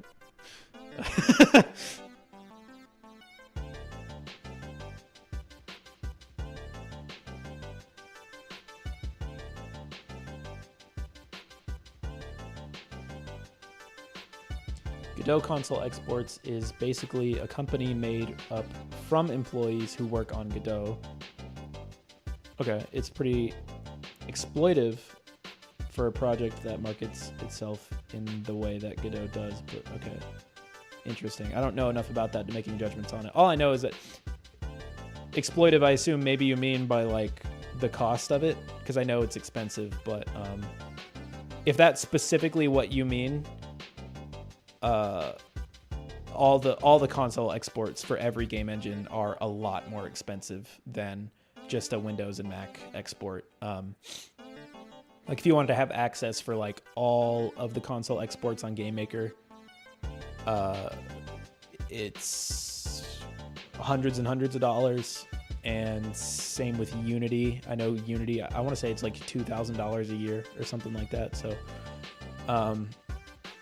I'm not super knowledgeable as to why that would be. I mean, as far as the Godot thing goes, I would imagine it's probably also expensive because, from what I understand, because it isn't a direct export, it literally is those people almost making a port of your Godot game. I don't know. I'd need to look into it, but yeah, that is interesting.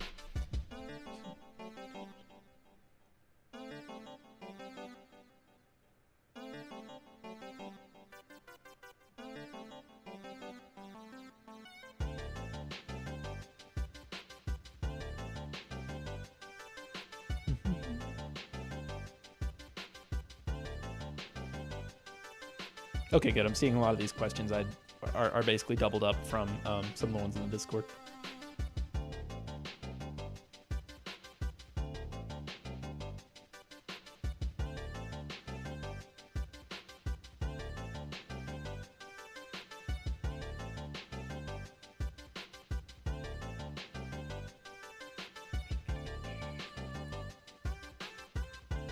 Oh yeah, I need to look into GameMaker Live or GM Live for sure.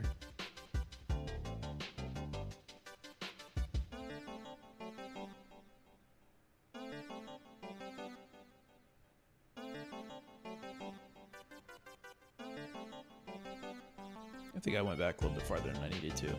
But it's good because clearly I missed a bunch of stuff. Are we still starting soon? Yes, we are.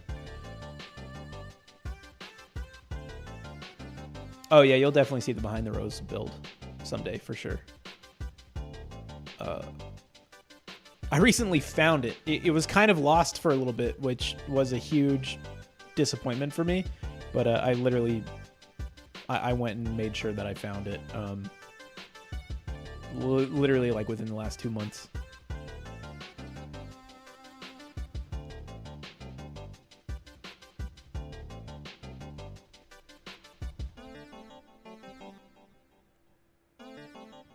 You said Undertale rocks. What about Deltarune? It rocks. I love Deltarune. Deltarune doesn't inspire me like Undertale does, and I think that's just because I'm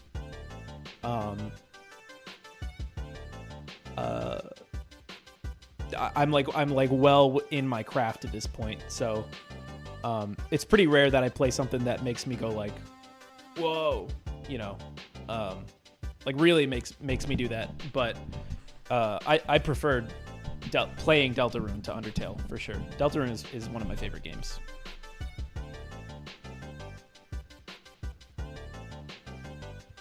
Does Metal Gear Solid rock? Yeah. Yeah, it does. Yeah.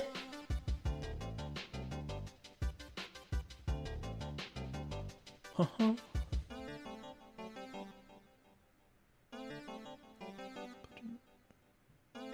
You made your first biggest game based on my platform tutorial. That's awesome. That rocks, man. Congratulations.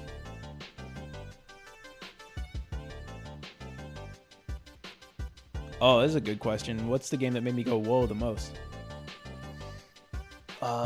That's unbelievably difficult to answer. I'll probably just have to list a bunch of things because obviously, like I said, the context of the time when I experienced whatever that game was really important.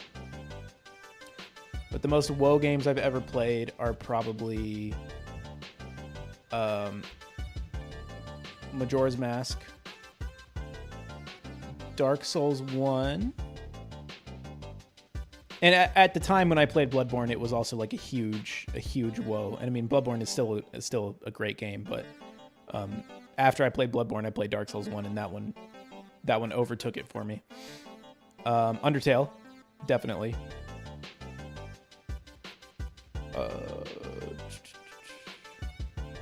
I'm trying to, like, I could just list a bunch of games that I really like, but I'm trying to list the ones that specifically had like a big impact on me in some way. Tears of the Kingdom, I stayed in the dark about the mechanics of that game. I didn't watch any of the promotional material. The mechanics of that game blew my fucking mind. So that was a recent example. I'd also say, Earthbound and Mother 1 both did that. I really love Mother 3 also, but and it was a very emotional experience as I played it, and I really love that game, and I'm going to replay it soon. But something about Mother 1 and Earthbound had like a profound connection with me. I mean, Earthbound, yeah, everyone says that. I mean, it's just a great game, but yeah, there was a magic with Mother 1 for me the first time I played it.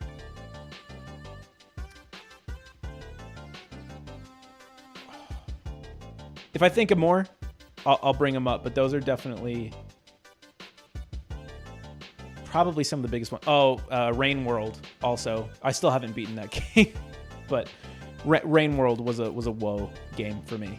Incredible game.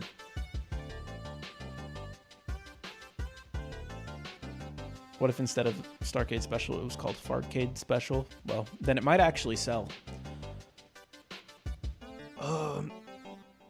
Thoughts on Pirate Software thing?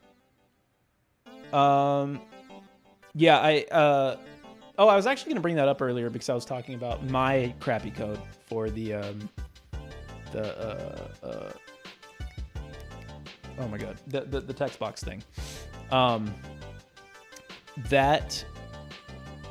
know there's other stuff related with Pirate Software, but was specifically thinking about the code thing, and I think the big problem with that is he's always just kind of like sold himself as like an incredible programmer instead of just being like, because here's the thing, right? There's a difference between being a programmer and a game developer. Like, I mean, yeah, lots of game developers are programmers and vice versa, but it's okay to be kind of bad at programming if you're just making an indie game. I mean, you want to be better, you want to be good, and you should strive to try and get better and learn more. But, obviously, I think the big reason everyone's kind of tearing into him is because he's always marketed himself as like a guru that that knows everything and all that kind of stuff. Yeah, not a fan of the guy, not really, but yeah, I do think the code attacks have been a little,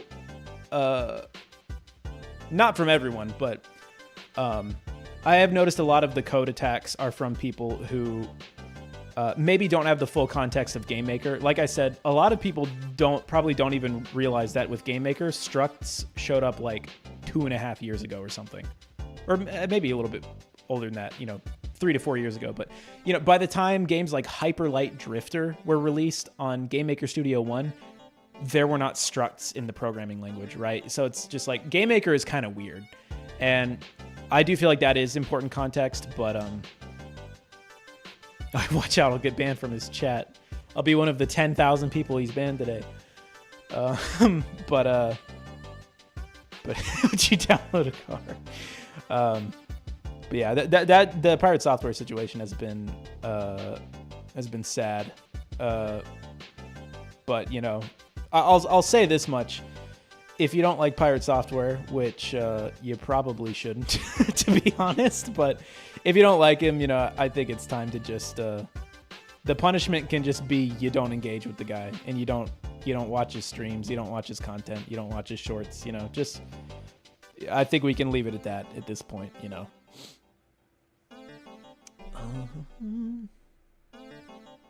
Yeah, I also need Bloodborne on Steam, by the way.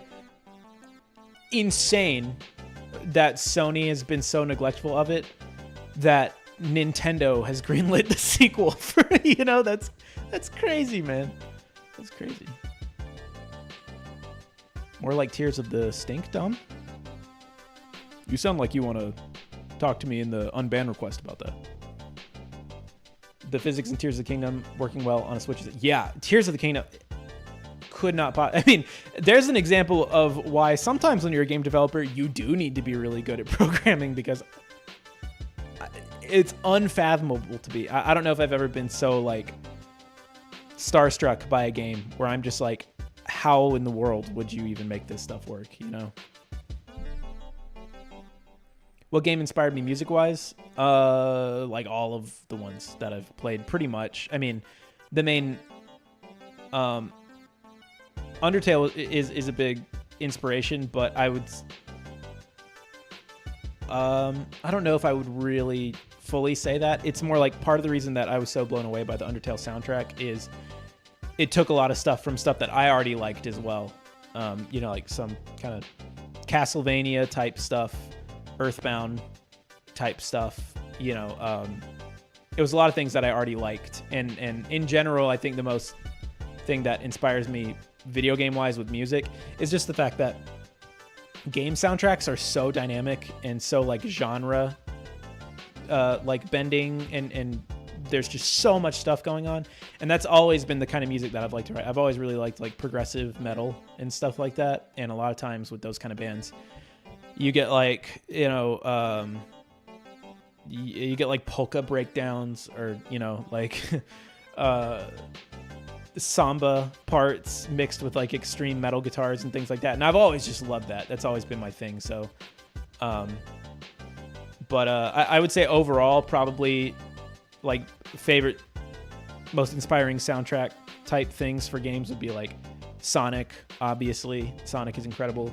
Castlevania has a lot of really good stuff. Anything Koji Kondo's done, Zelda, it like incredible. I mean, yeah, dude, there's just a lot of like incredible game music out there, like really, really incredible. But yeah, I would say most of my music inspiration though is built a little bit more on like the bands that I listen to, or at least used to listen to, and the type of music I enjoy playing like on guitar and stuff like that. That's maybe something that I don't think a lot of people think about, and that I also don't think I think about enough, which is just like a lot of times your musical taste, if you're like a musician who plays an instrument specifically, a lot of times your musical taste will just kind of start shifting towards like what you find the funnest to play, So, and like if a certain type of music is really boring to play, like a lot of times I won't really enjoy, listening to that music either. So yeah, that's also something. Everyone who said they haven't played any Zelda games, you should play one. They're really good.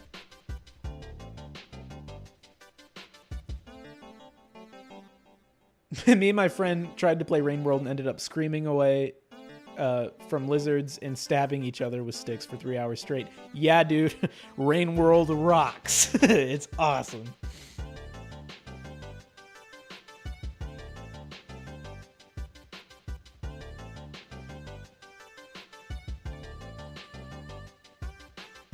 Oh yeah, the 0 and 1 thing for bulls. I mean, that's kind of another thing where it's just like in GameMaker, true is 1 and false is 0. Or I guess false is everything that is 0 and negative, which is unique to GameMaker as far as I know. Using 0s and 1s is the same in GameMaker as using true and false. It's just how GameMaker works. So there's really no, I mean, I've recently learned why that it would probably be better to use true and false, but as a GameMaker functions currently and has functioned for its entire lifetime, 0s and 1s are true and false. And so, I don't know how much you could blame someone for doing that. I'm sure, I mean, in every other programming language that would probably be incredibly stupid, but that just is how it works in GameMaker. Like I use 0s and 1s a lot of times. I mean, I also use bools, but like especially if you're doing something fast, it's easier to type 0s and 1s than typing out true and false. I mean, it takes maybe 0.00001 second more, but yeah, anyways, I mean, and also another thing that, and I don't know if this is how it works in other programming languages, but in GameMaker, you don't even have to, like, if you're checking if something is true or false, you literally don't have to check anything. You can just say if variable and then open your brackets, and that means if variable is true. Or if you do the, if not variable, like using the exclamation point. But yeah, I mean, using bools is better. But and again, I would only defend that if it was like the attitude wasn't there. Like I would be more. If people were like attacking this guy for no reason, it would be like, all right, guys, chill out. But also, it's like, yeah, like fine, keep dogpiling because he just keeps digging his heels in the dirt and being a jerk about it. So about everything.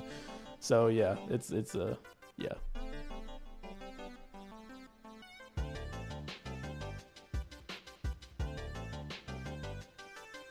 Yeah, the criticism of the bools is all based on the manual saying it's good to use bools instead of values in case they change how bools work. Yeah, I mean, I think that's... I would never, ever in my life assume that GameMaker would change that, because that would be incredibly destructive to make that change. Unless, of course, they'll probably eventually make like GameMaker 3 or something like that. And if they do, that might be a change they do. But if they did something like that, it would be like, okay, GameMaker 3 is a different thing than GameMaker 2. Because, GameMaker Studio 2 could port over projects from GameMaker 1.4. and it was a little buggy, but I mean, it could do it. But that would be such a structural change. Like, if that was the case, they should have just never had the bools work that way in Game Maker, I feel. And that being said, it means I don't think they will ever change that. So yeah, I agree saying that I don't think they'll ever change that. But regardless, yeah, that doesn't mean that it isn't better practice to actually use the bools. But anyways.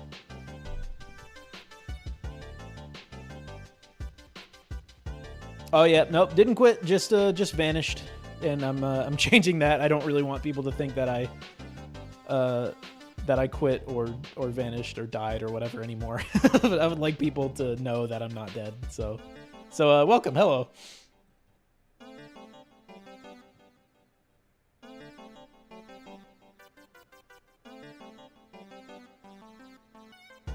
Oh yeah, I know they're the same, but people accuse them of just having a bunch of big clusters of numbers. I mean, that's true. That also is kind of a separate thing. I mean, it gets lumped in with it, but like I saw that global array, man, and that's like the magic numbers are crazy there. I mean, I'm not gonna pretend like I don't have magic numbers in places, but like I said, I've been working on this project for a while, and dealing with it. I mean, that's another important thing contextually. I mean. I'd like to just reiterate, I don't like this guy, so I don't know why I'm defending him. I'm just trying to be fair. But I mean, the guy's been working on the game forever, and I mean, clearly has made like no progress on it at all. So be fully critical of that. But at the same time, the guy is, and because we know his credentials now, I mean, the guy's probably dealing with code that he wrote a few months after starting to learn how to really program things, so which is kind of funny, but but yeah, it is crazy. I did look at some of that stuff, and some of it is a little crazy, but yeah, no. Anyway, so I'll move off of Pirate Software. It's a good thing I'm not drinking right now, because I would just be like going, man. I know the reason a lot of people are talking about it so much too is because a lot of people feel like they got tricked or betrayed. They got swindled into believing he was someone that he isn't. So I fully understand the frustration.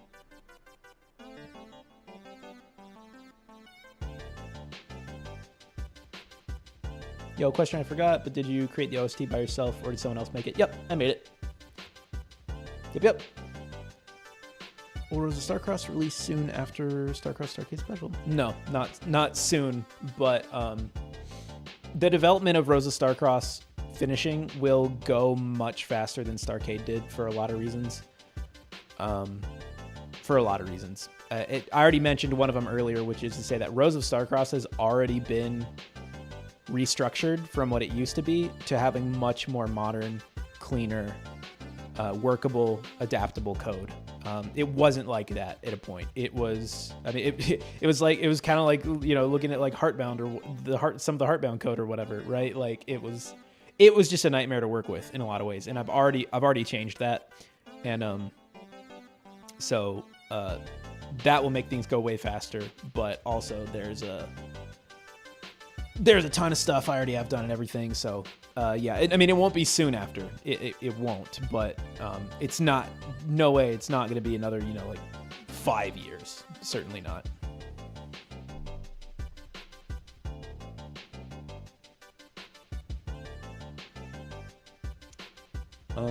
Did you try out any retro Metroid games? Yeah, I've played all of the Metroid games? Question mark? No. I played the original Metroid, was the first one that I played. I played Super Metroid, Super Metroid. That's one. Super Metroid is one of those games that made me go like, whoa. And not the first time I played it, but the second time I played it. The first time I played it, I was like, that was pretty good, man. Like, that was a cool-ass game.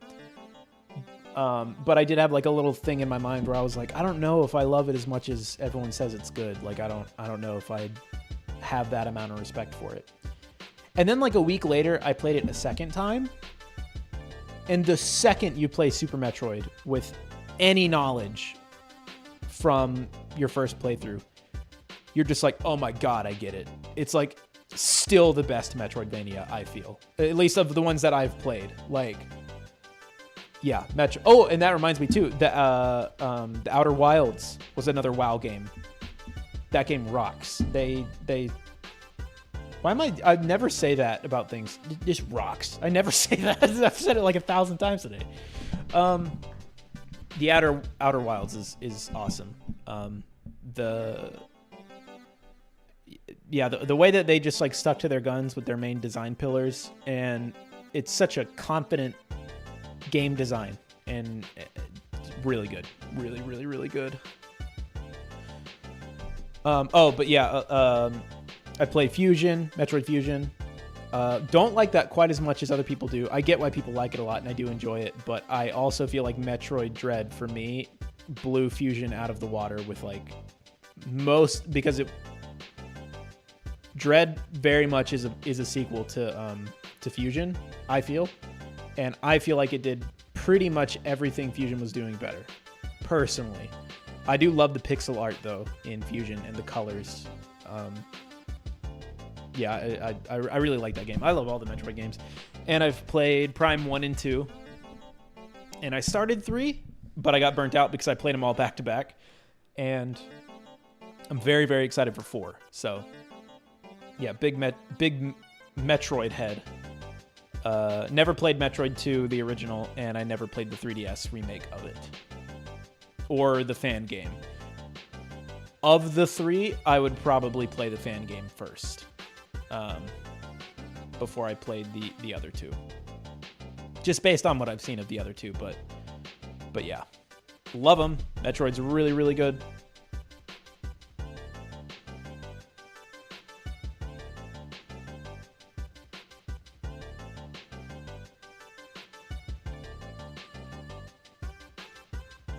Oh, okay, yeah. Sorry, the back of Pirate Software. I think people are dogpiling too much on him, but he doesn't do himself any favors by how he responds. Yeah, totally agree.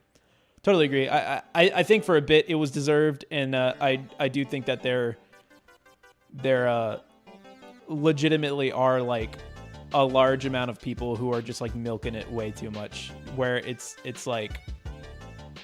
I mean, at this point, the best punishment the guy could get, if you think he deserves any more punishment, is just to just stop paying attention to him. You know, so. But yeah, no. So I agree. I agree with that.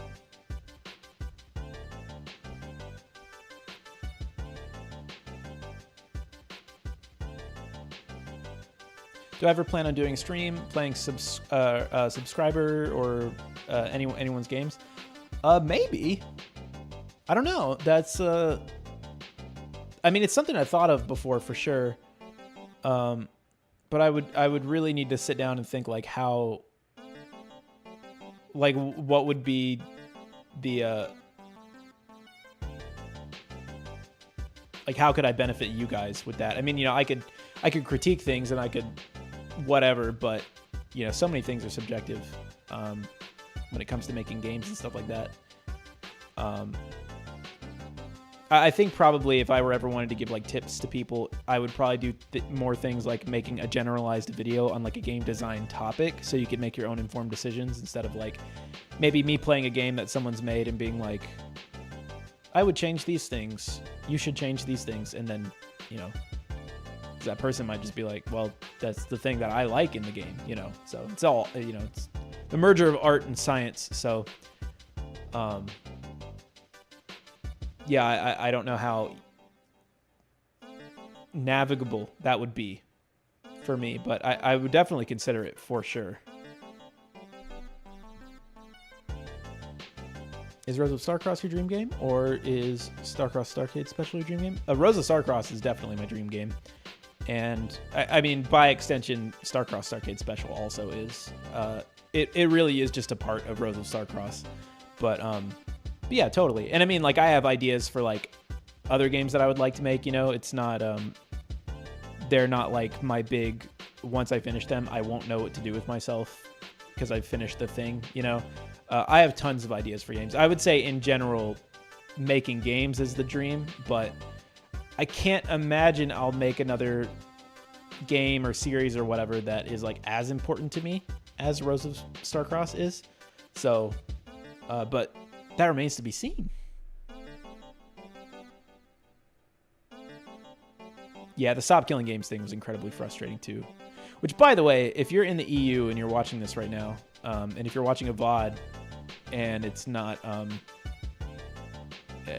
after July 2025 anymore, go sign the petition for the Stop Killing Games initiative. If you don't know what it is, look up the website, read the FAQ. It's really, really good. So check that out and sign that petition. Which I at this point, I think they have enough to be like safe. So that's great. But might as well add to it.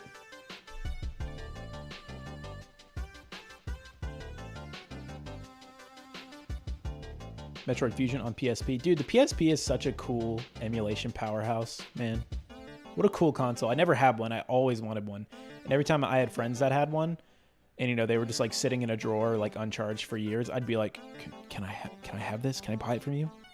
No.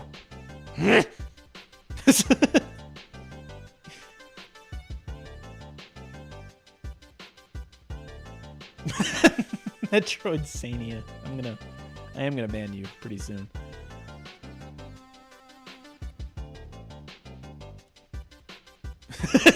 Sorry.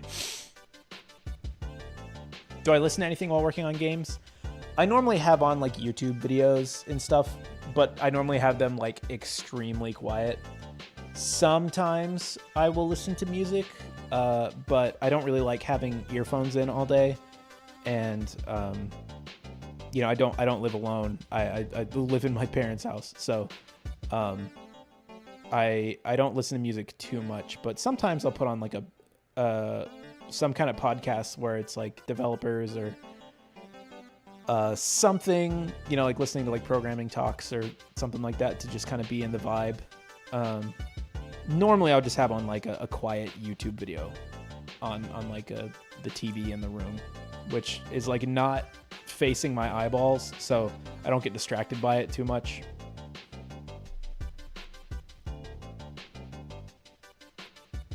Heading out. All right, see ya. Sorry, this is a little bit late, but bye, Nika.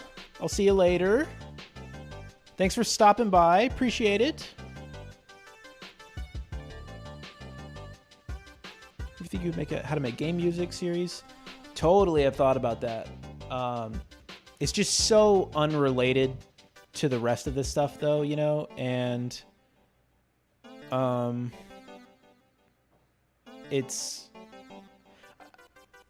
I would need to learn a new music program because I would want to pick like a free one that is good, that everyone could use. And I would have to structure my workflow better because my workflow with music is very much my own thing, because unlike programming and things like that,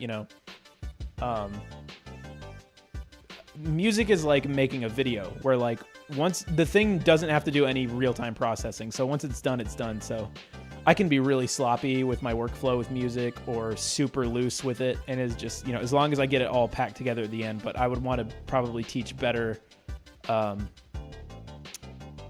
methods for doing things than I currently practice myself. So I would have to prepare for that. But I've definitely thought about it for sure.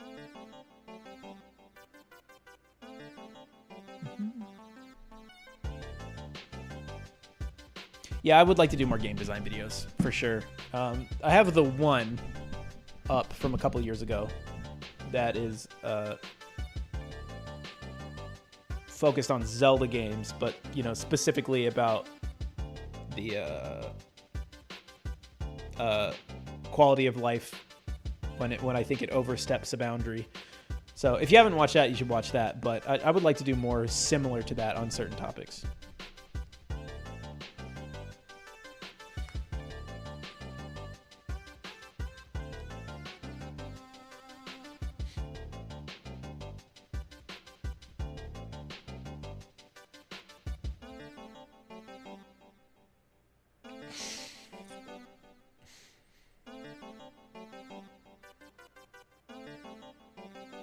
Why did you choose GameMaker? Because I found out Undertale was made in it, I believe. Honestly, that probably was the entire reason. It also, though, it just by far seems like the most friendly game engine to get into at first. Honestly, that probably was another big thing about it, was just the fact that it looks like, and it was a real engine too. Like, I knew about things like RPG Maker and stuff like that, and of course I'm talking about, like 9 years ago when I was looking into this stuff for the first time. So all these programs will be different by this point, but I remember when I learned about RPG Maker, and it just seemed like it just wasn't very flexible, and I wanted to just be able to do whatever I wanted to do. And so GameMaker just fit the bill for all that stuff.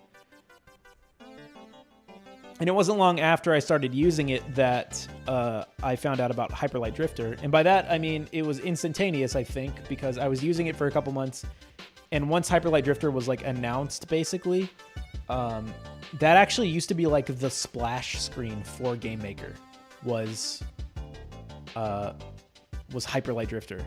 And I was like, dude, if that game can be made in this, wow.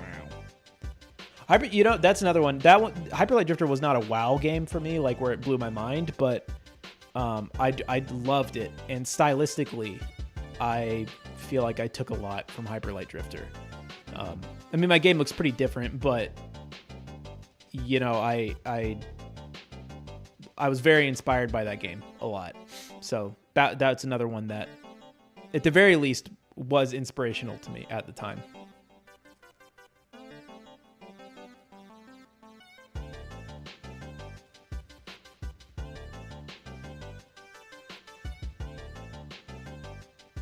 Oh, thank you, Scientist Lament.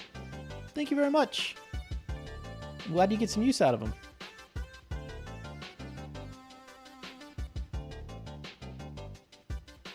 Look, be fast. You're never getting the money back. All right? You're not getting it back. Okay? Let's just move on. Okay? All right.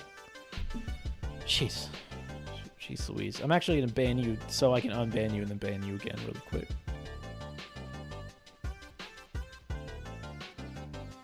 Yeah, same way you found out about GameMaker. Yeah, honestly, I think Undertale carried GameMaker. And then Hyperlight Drifter also. I think those two things happened independently of one another and close enough to one another that it became like GameMaker's, that's a real engine, all right. Because I think even then, I don't remember when GameMaker Studio became a thing, because it used to just be called GameMaker, and I know like the version before GameMaker Studio 1 was GameMaker 8, I think. And I want to say it was maybe like 20 something. It was like maybe early 2010s where they made it GameMaker Studio again, and around then I guess is probably when it really picked up traction, once people actually put out games on GameMaker Studio 1.4 specifically. Probably more people were like, oh wow. So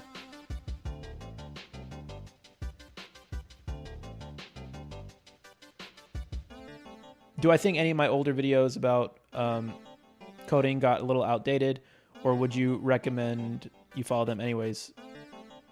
Oh, of course. Sorry for bad English. Your English is incredible. Every time someone says sorry for bad English, it's like the most like structurally and grammatically correct thing ever. So great job with your English, by the way. Some of them are outdated in little ways, and that mostly depends on, like, so for example with the RPG series, the UI of GameMaker has changed a little bit. I talked about this a little bit earlier, so I'll talk about it briefly, but the UI has changed a little bit, so that basically just means if you're a full beginner, it'll be a little bit harder to follow just because things are in different places now. And so that's a little frustrating, but I mean, all the concepts are the same. Nothing in GameMaker has been, I don't think a single thing that I've put up as a tutorial has actually become outdated, like will actually not work, you know? Because I get comments and messages sometimes that people are saying like, this doesn't work anymore, and that isn't true. Because some of them are hard to follow and some of them are pretty complicated, so it's understandable that it's hard to follow through for some people. They all work, but that doesn't mean that they're all up to date and whatever. Like I already talked about how the dialogue system is not great. It is functional though, and it does what it sets out to do. And I think good programming practices are extremely important, but I am a bit of a subscriber to the belief that as long as your game does everything that you want it to do and it hits your target frame rate consistently, and by consistently, I mean like, very consistently, then that is the most important thing. But making your game run well and all things work and everything like that is also very important. So yeah, like the text box one is a little outdated. A couple of the tutorials are very beginner friendly, so they might be a little bit more simple than like what a real good version of that system would be. But they all work and they're all meant for beginners, so I wouldn't change a lot of those. But yeah. So yeah, there's a couple things, but overall they're all still usable, and they're all definitely still usable as something to learn with for sure, I think. See you, Jacob. Thank you for coming by. Let's see next.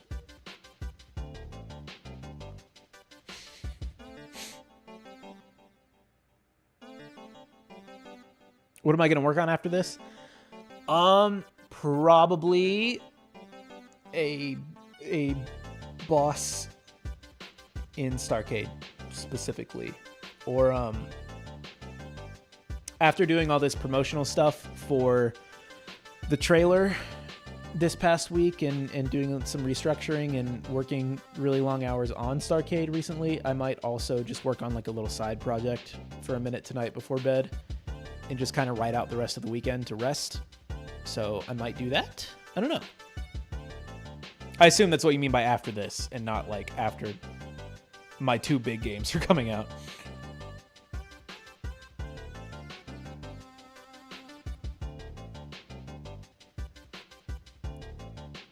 Studio came out in 2012. Okay, cool.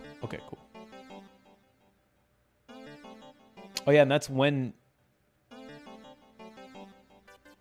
Oh, so I wonder if the demo for Undertale was actually made in GameMaker 8. Someone said it. Oh yeah, 8.1. Yeah, I wonder if the demo of Undertale was in 8.1 and not actually Studio 1. Yeah, 1.4 was the last one before GameMaker 2. And I started with 1.4. The Behind the Rose version of Rose of Starcross was made in 1.4. Which 1.4 had some weird stuff you could do with tiles. You could like sample tile sets at not the tile size. I remember that being a very specific thing you could do, and that's kind of wild. It's kind of wild to think about. I remember being sad that it wasn't there anymore in 2, but honestly, it's probably like that was probably really unperformant in the first place, or just like bad in some way. But it was interesting that it had that feature.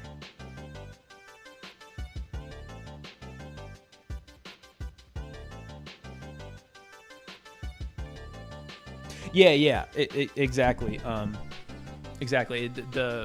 In regards to my outdated programming thing, it's mostly that there are better ways to do a lot of the stuff that I've done videos on nowadays, and that's absolutely true, because GameMaker very rarely like changes, but it does consistently add new things a lot of times.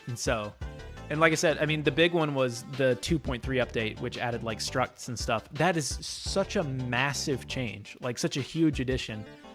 And I mean, it's rare that there's stuff that it gets that crazy, but I have this problem sometimes because most of my work is just working on my games where like I forget to check in on what all the new stuff in GameMaker is. So, I mean, there's plenty of stuff that I'm unaware of right now, and so I need to do that at some point soon.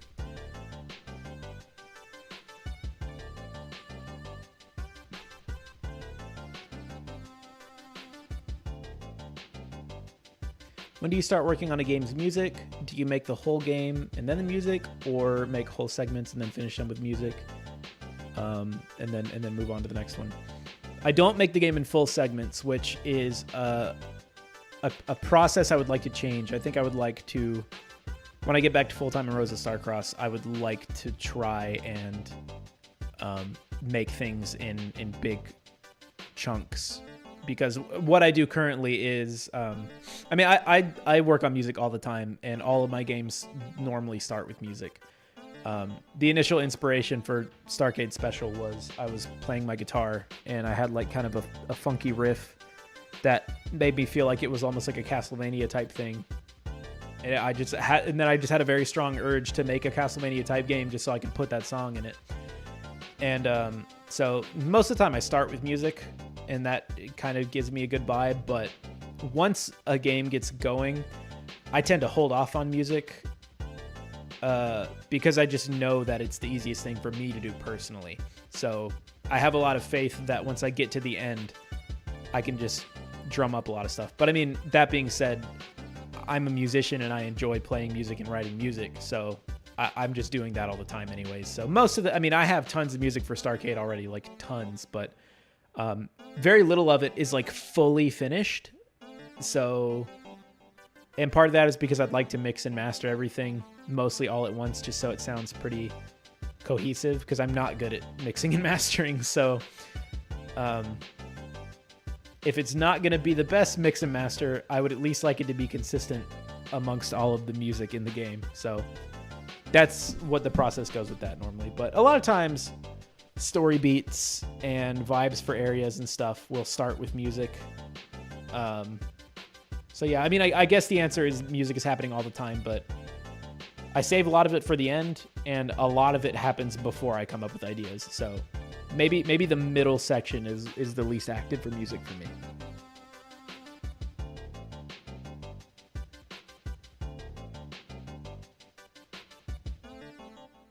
Ran into one issue in the platform project that may be related to Game Maker updates. That is totally possible. And that project is, I said it a lot in the series too, that project is really, it's really touchy. You know, I wanted to make it very precise and very specific and do a lot of things. I could almost certainly do that series better again also. And I'm undetermined on where I stand with whether or not I should or shouldn't do that in the future. And that also just depends on when I can get back to the tutorials. But that one I would believe it more than any of the other ones, because it's so specific with the collisions and stuff like that. And I know there was a point, I think it was the 2.3 update, or maybe it was just Game Maker Studio 2 in the first place, but where they like changed the way Game Maker like evaluated like floating point variables, I think, especially in regards to collisions, or it like changed what specific coordinate the right and bottom parts of the bounding box actually extended out to. I can't remember, but I do remember it at a point that there was like a change, and I remember it actually broke Starcade. So I had to spend a good amount of time fixing it. It actually, I totally forgot about that. It actually really fucked me over for a little bit. And that was 100% an engine change. But as of right now, by the way, the Starcross Starcade Special platformer programming is basically one-to-one with that series. So yeah.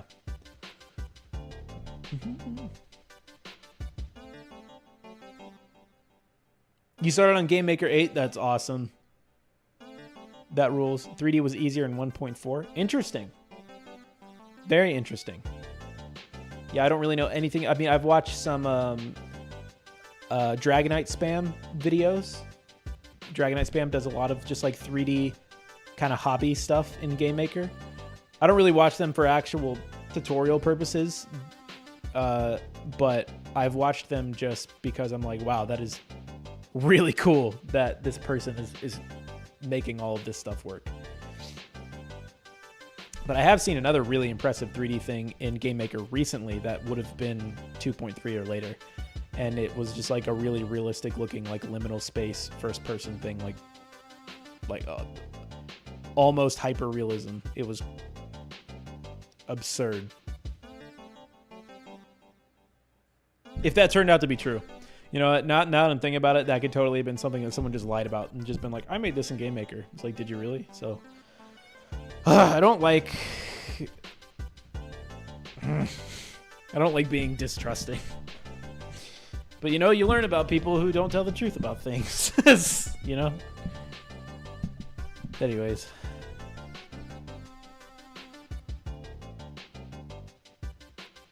Oh, structs and arrays in their current state have made data structures almost obsolete. That's another good point, too. Yeah, for a long time, you had to use data structures for a shitload of stuff. And especially when you're new, data structures can be kind of scary because you have to be really on top of managing them properly. And yeah, I like when they had the actual array support that wasn't just like they had the array push, array delete, you know, array pop, all that stuff. Like that was a huge gain, like massive improvement, and made arrays so much better to use. So yeah, I use them for pretty much everything. And the only thing off the top of my head I can think that I use DS lists for and things like that still is like when you use the instance place list functions and things like the collision functions where they return not just the first thing that they can grab the ID of in the collision, but that return full lists, that has to be a data structure. So, and I use those a lot. I have to do that a lot for different things. But yeah, I used to use them for a lot more things, and now I can just comfortably use arrays, which makes me so much happier.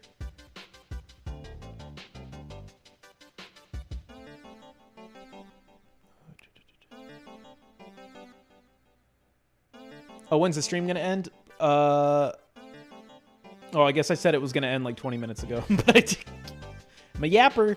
I'll probably wrap it up in the next 10 minutes. But don't let me keep you up. You know, go to bed. Get rest if you need to. Thank you so much for hanging out, by the way. It's been like really fun talking with everyone.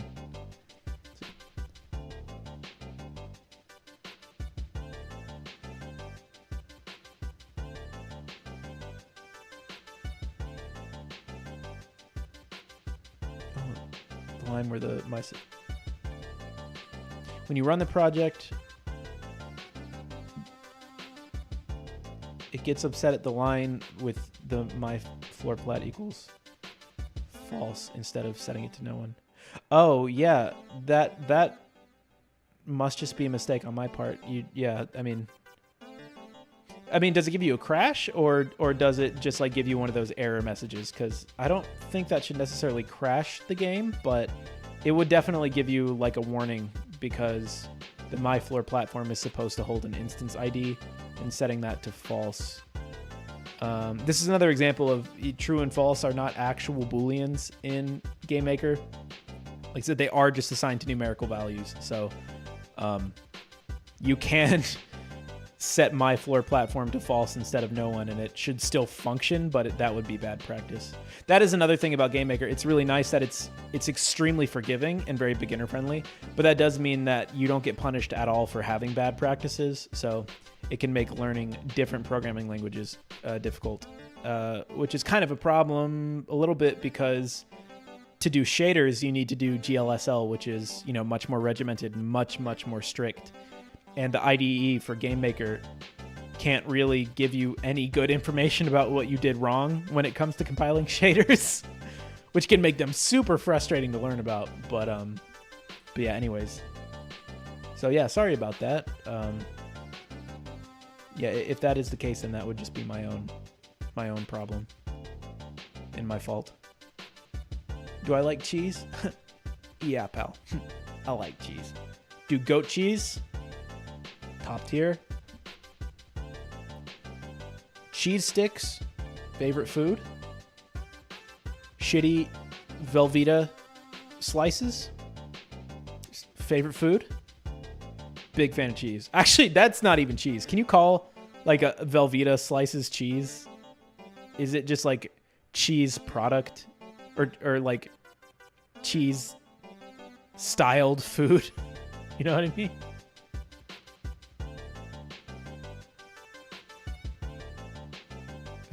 This is goat cheese, okay. That's really funny.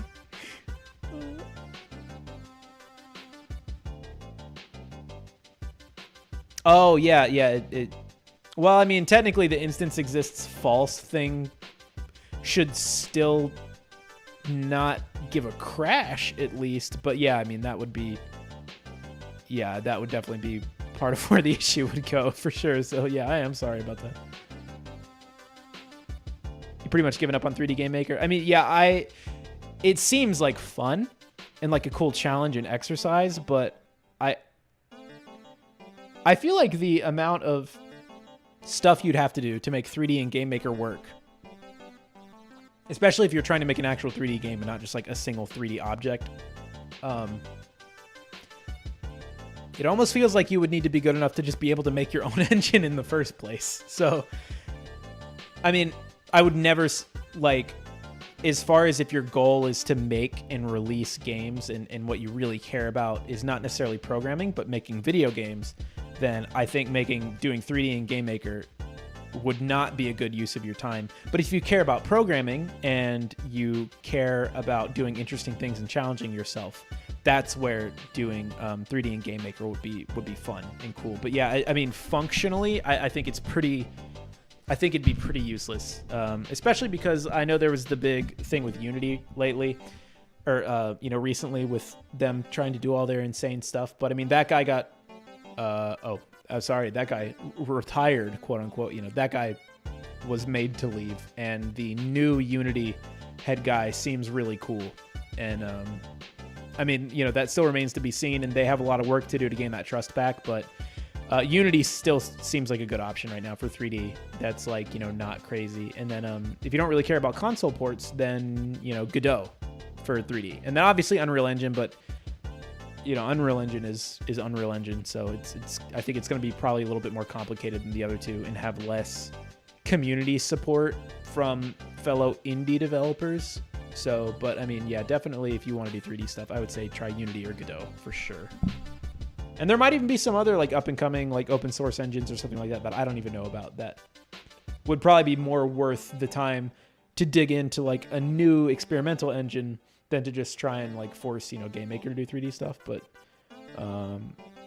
it's a flex more than anything, which is an incredibly cool flex. And I'm sure that you gain so much knowledge learning how to do that stuff in Game Maker. But yeah.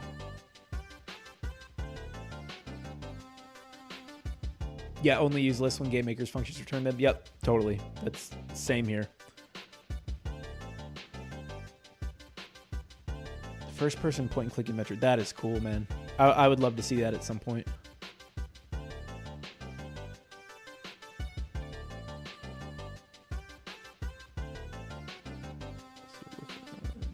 I love being here, don't get me wrong. It's just to get it. Yeah, no, like I said, I totally get it. And I am wrapping up in 4 minutes now. At 6:45, I'm going to be like, all right, go to hell. No, let's see. We're on shit.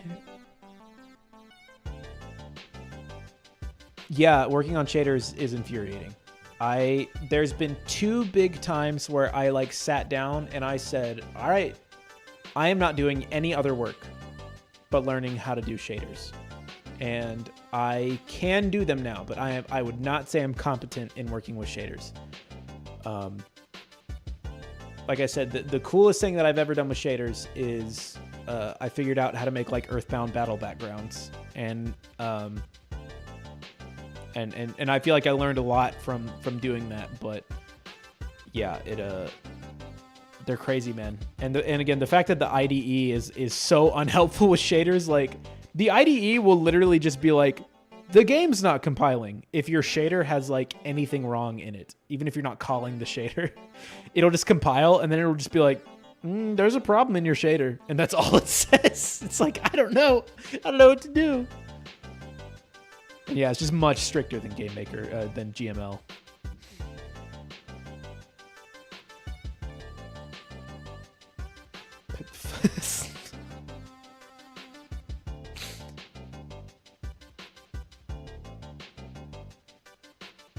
Oh, yeah.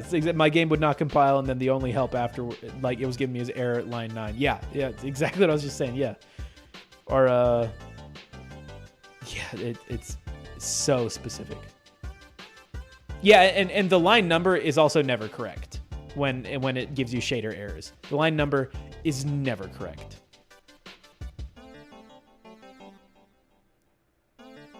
Indiana developer and the big executable. Okay. God, Unreal Engine is unreal. All right.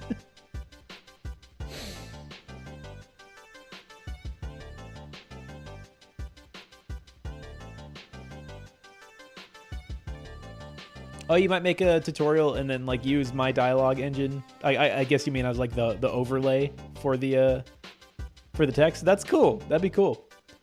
Also, by the way, if you ever like do my tutorials and then you find a way to improve the tutorial and you think you're good at you're good at explaining and you think you'll be a good teacher to people, I do not care at all if you just rehash one of my tutorials or just like slightly modify it. As long as you're a good teacher, then it will help people, and that is by far the most important thing, you know. By far the most important thing. Because I said mine are not perfect, and I always try and tell people while I'm doing my tutorials that like, please also watch other people's videos, because again, you don't just want to get all of your information from one person. You know, I could be so wrong about something, regardless of. I try not to make things if I think I'm wrong about them or not knowledgeable about them, but that doesn't mean that I'm not wrong about something or that I didn't do something in a stupid way. So, yeah, just so anyone knows, it's you know, my knowledge was built initially from other YouTube tutorials and things like that. So, passing on knowledge is very important. It's very important.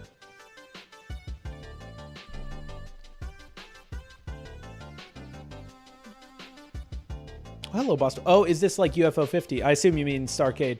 No, not. I mean, kind of. There's a couple like small mini games in there, but the bulk of the gameplay is two different, pretty fully fledged gameplay styles, and then there's a couple extra arcade games in there that are just like regular, small, very small scale arcade games and stuff. So, I mean, a little bit, but it's mostly just about being in an arcade. So, yeah, there are a couple little things, little treats.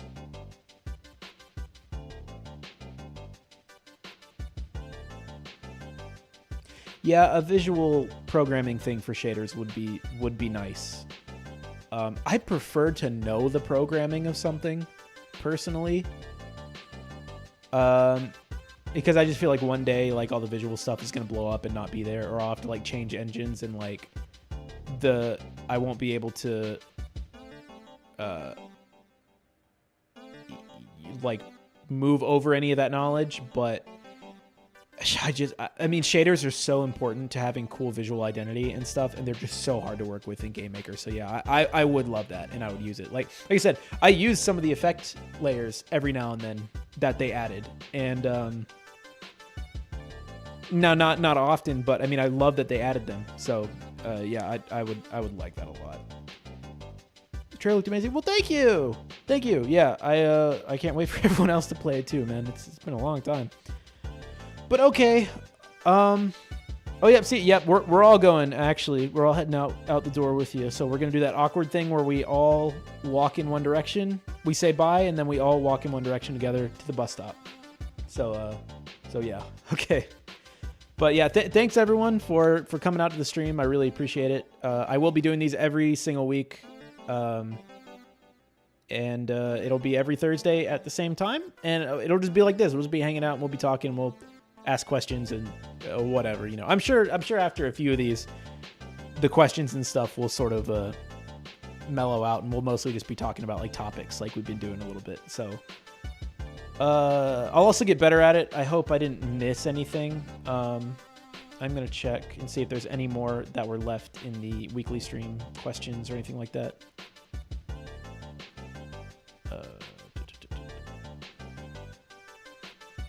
Okay, cool.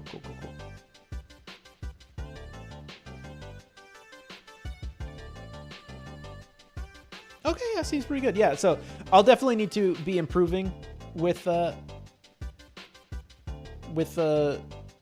these, you know, structuring it, figuring out the best way to like actually answer everything in like a structured way or whatever. And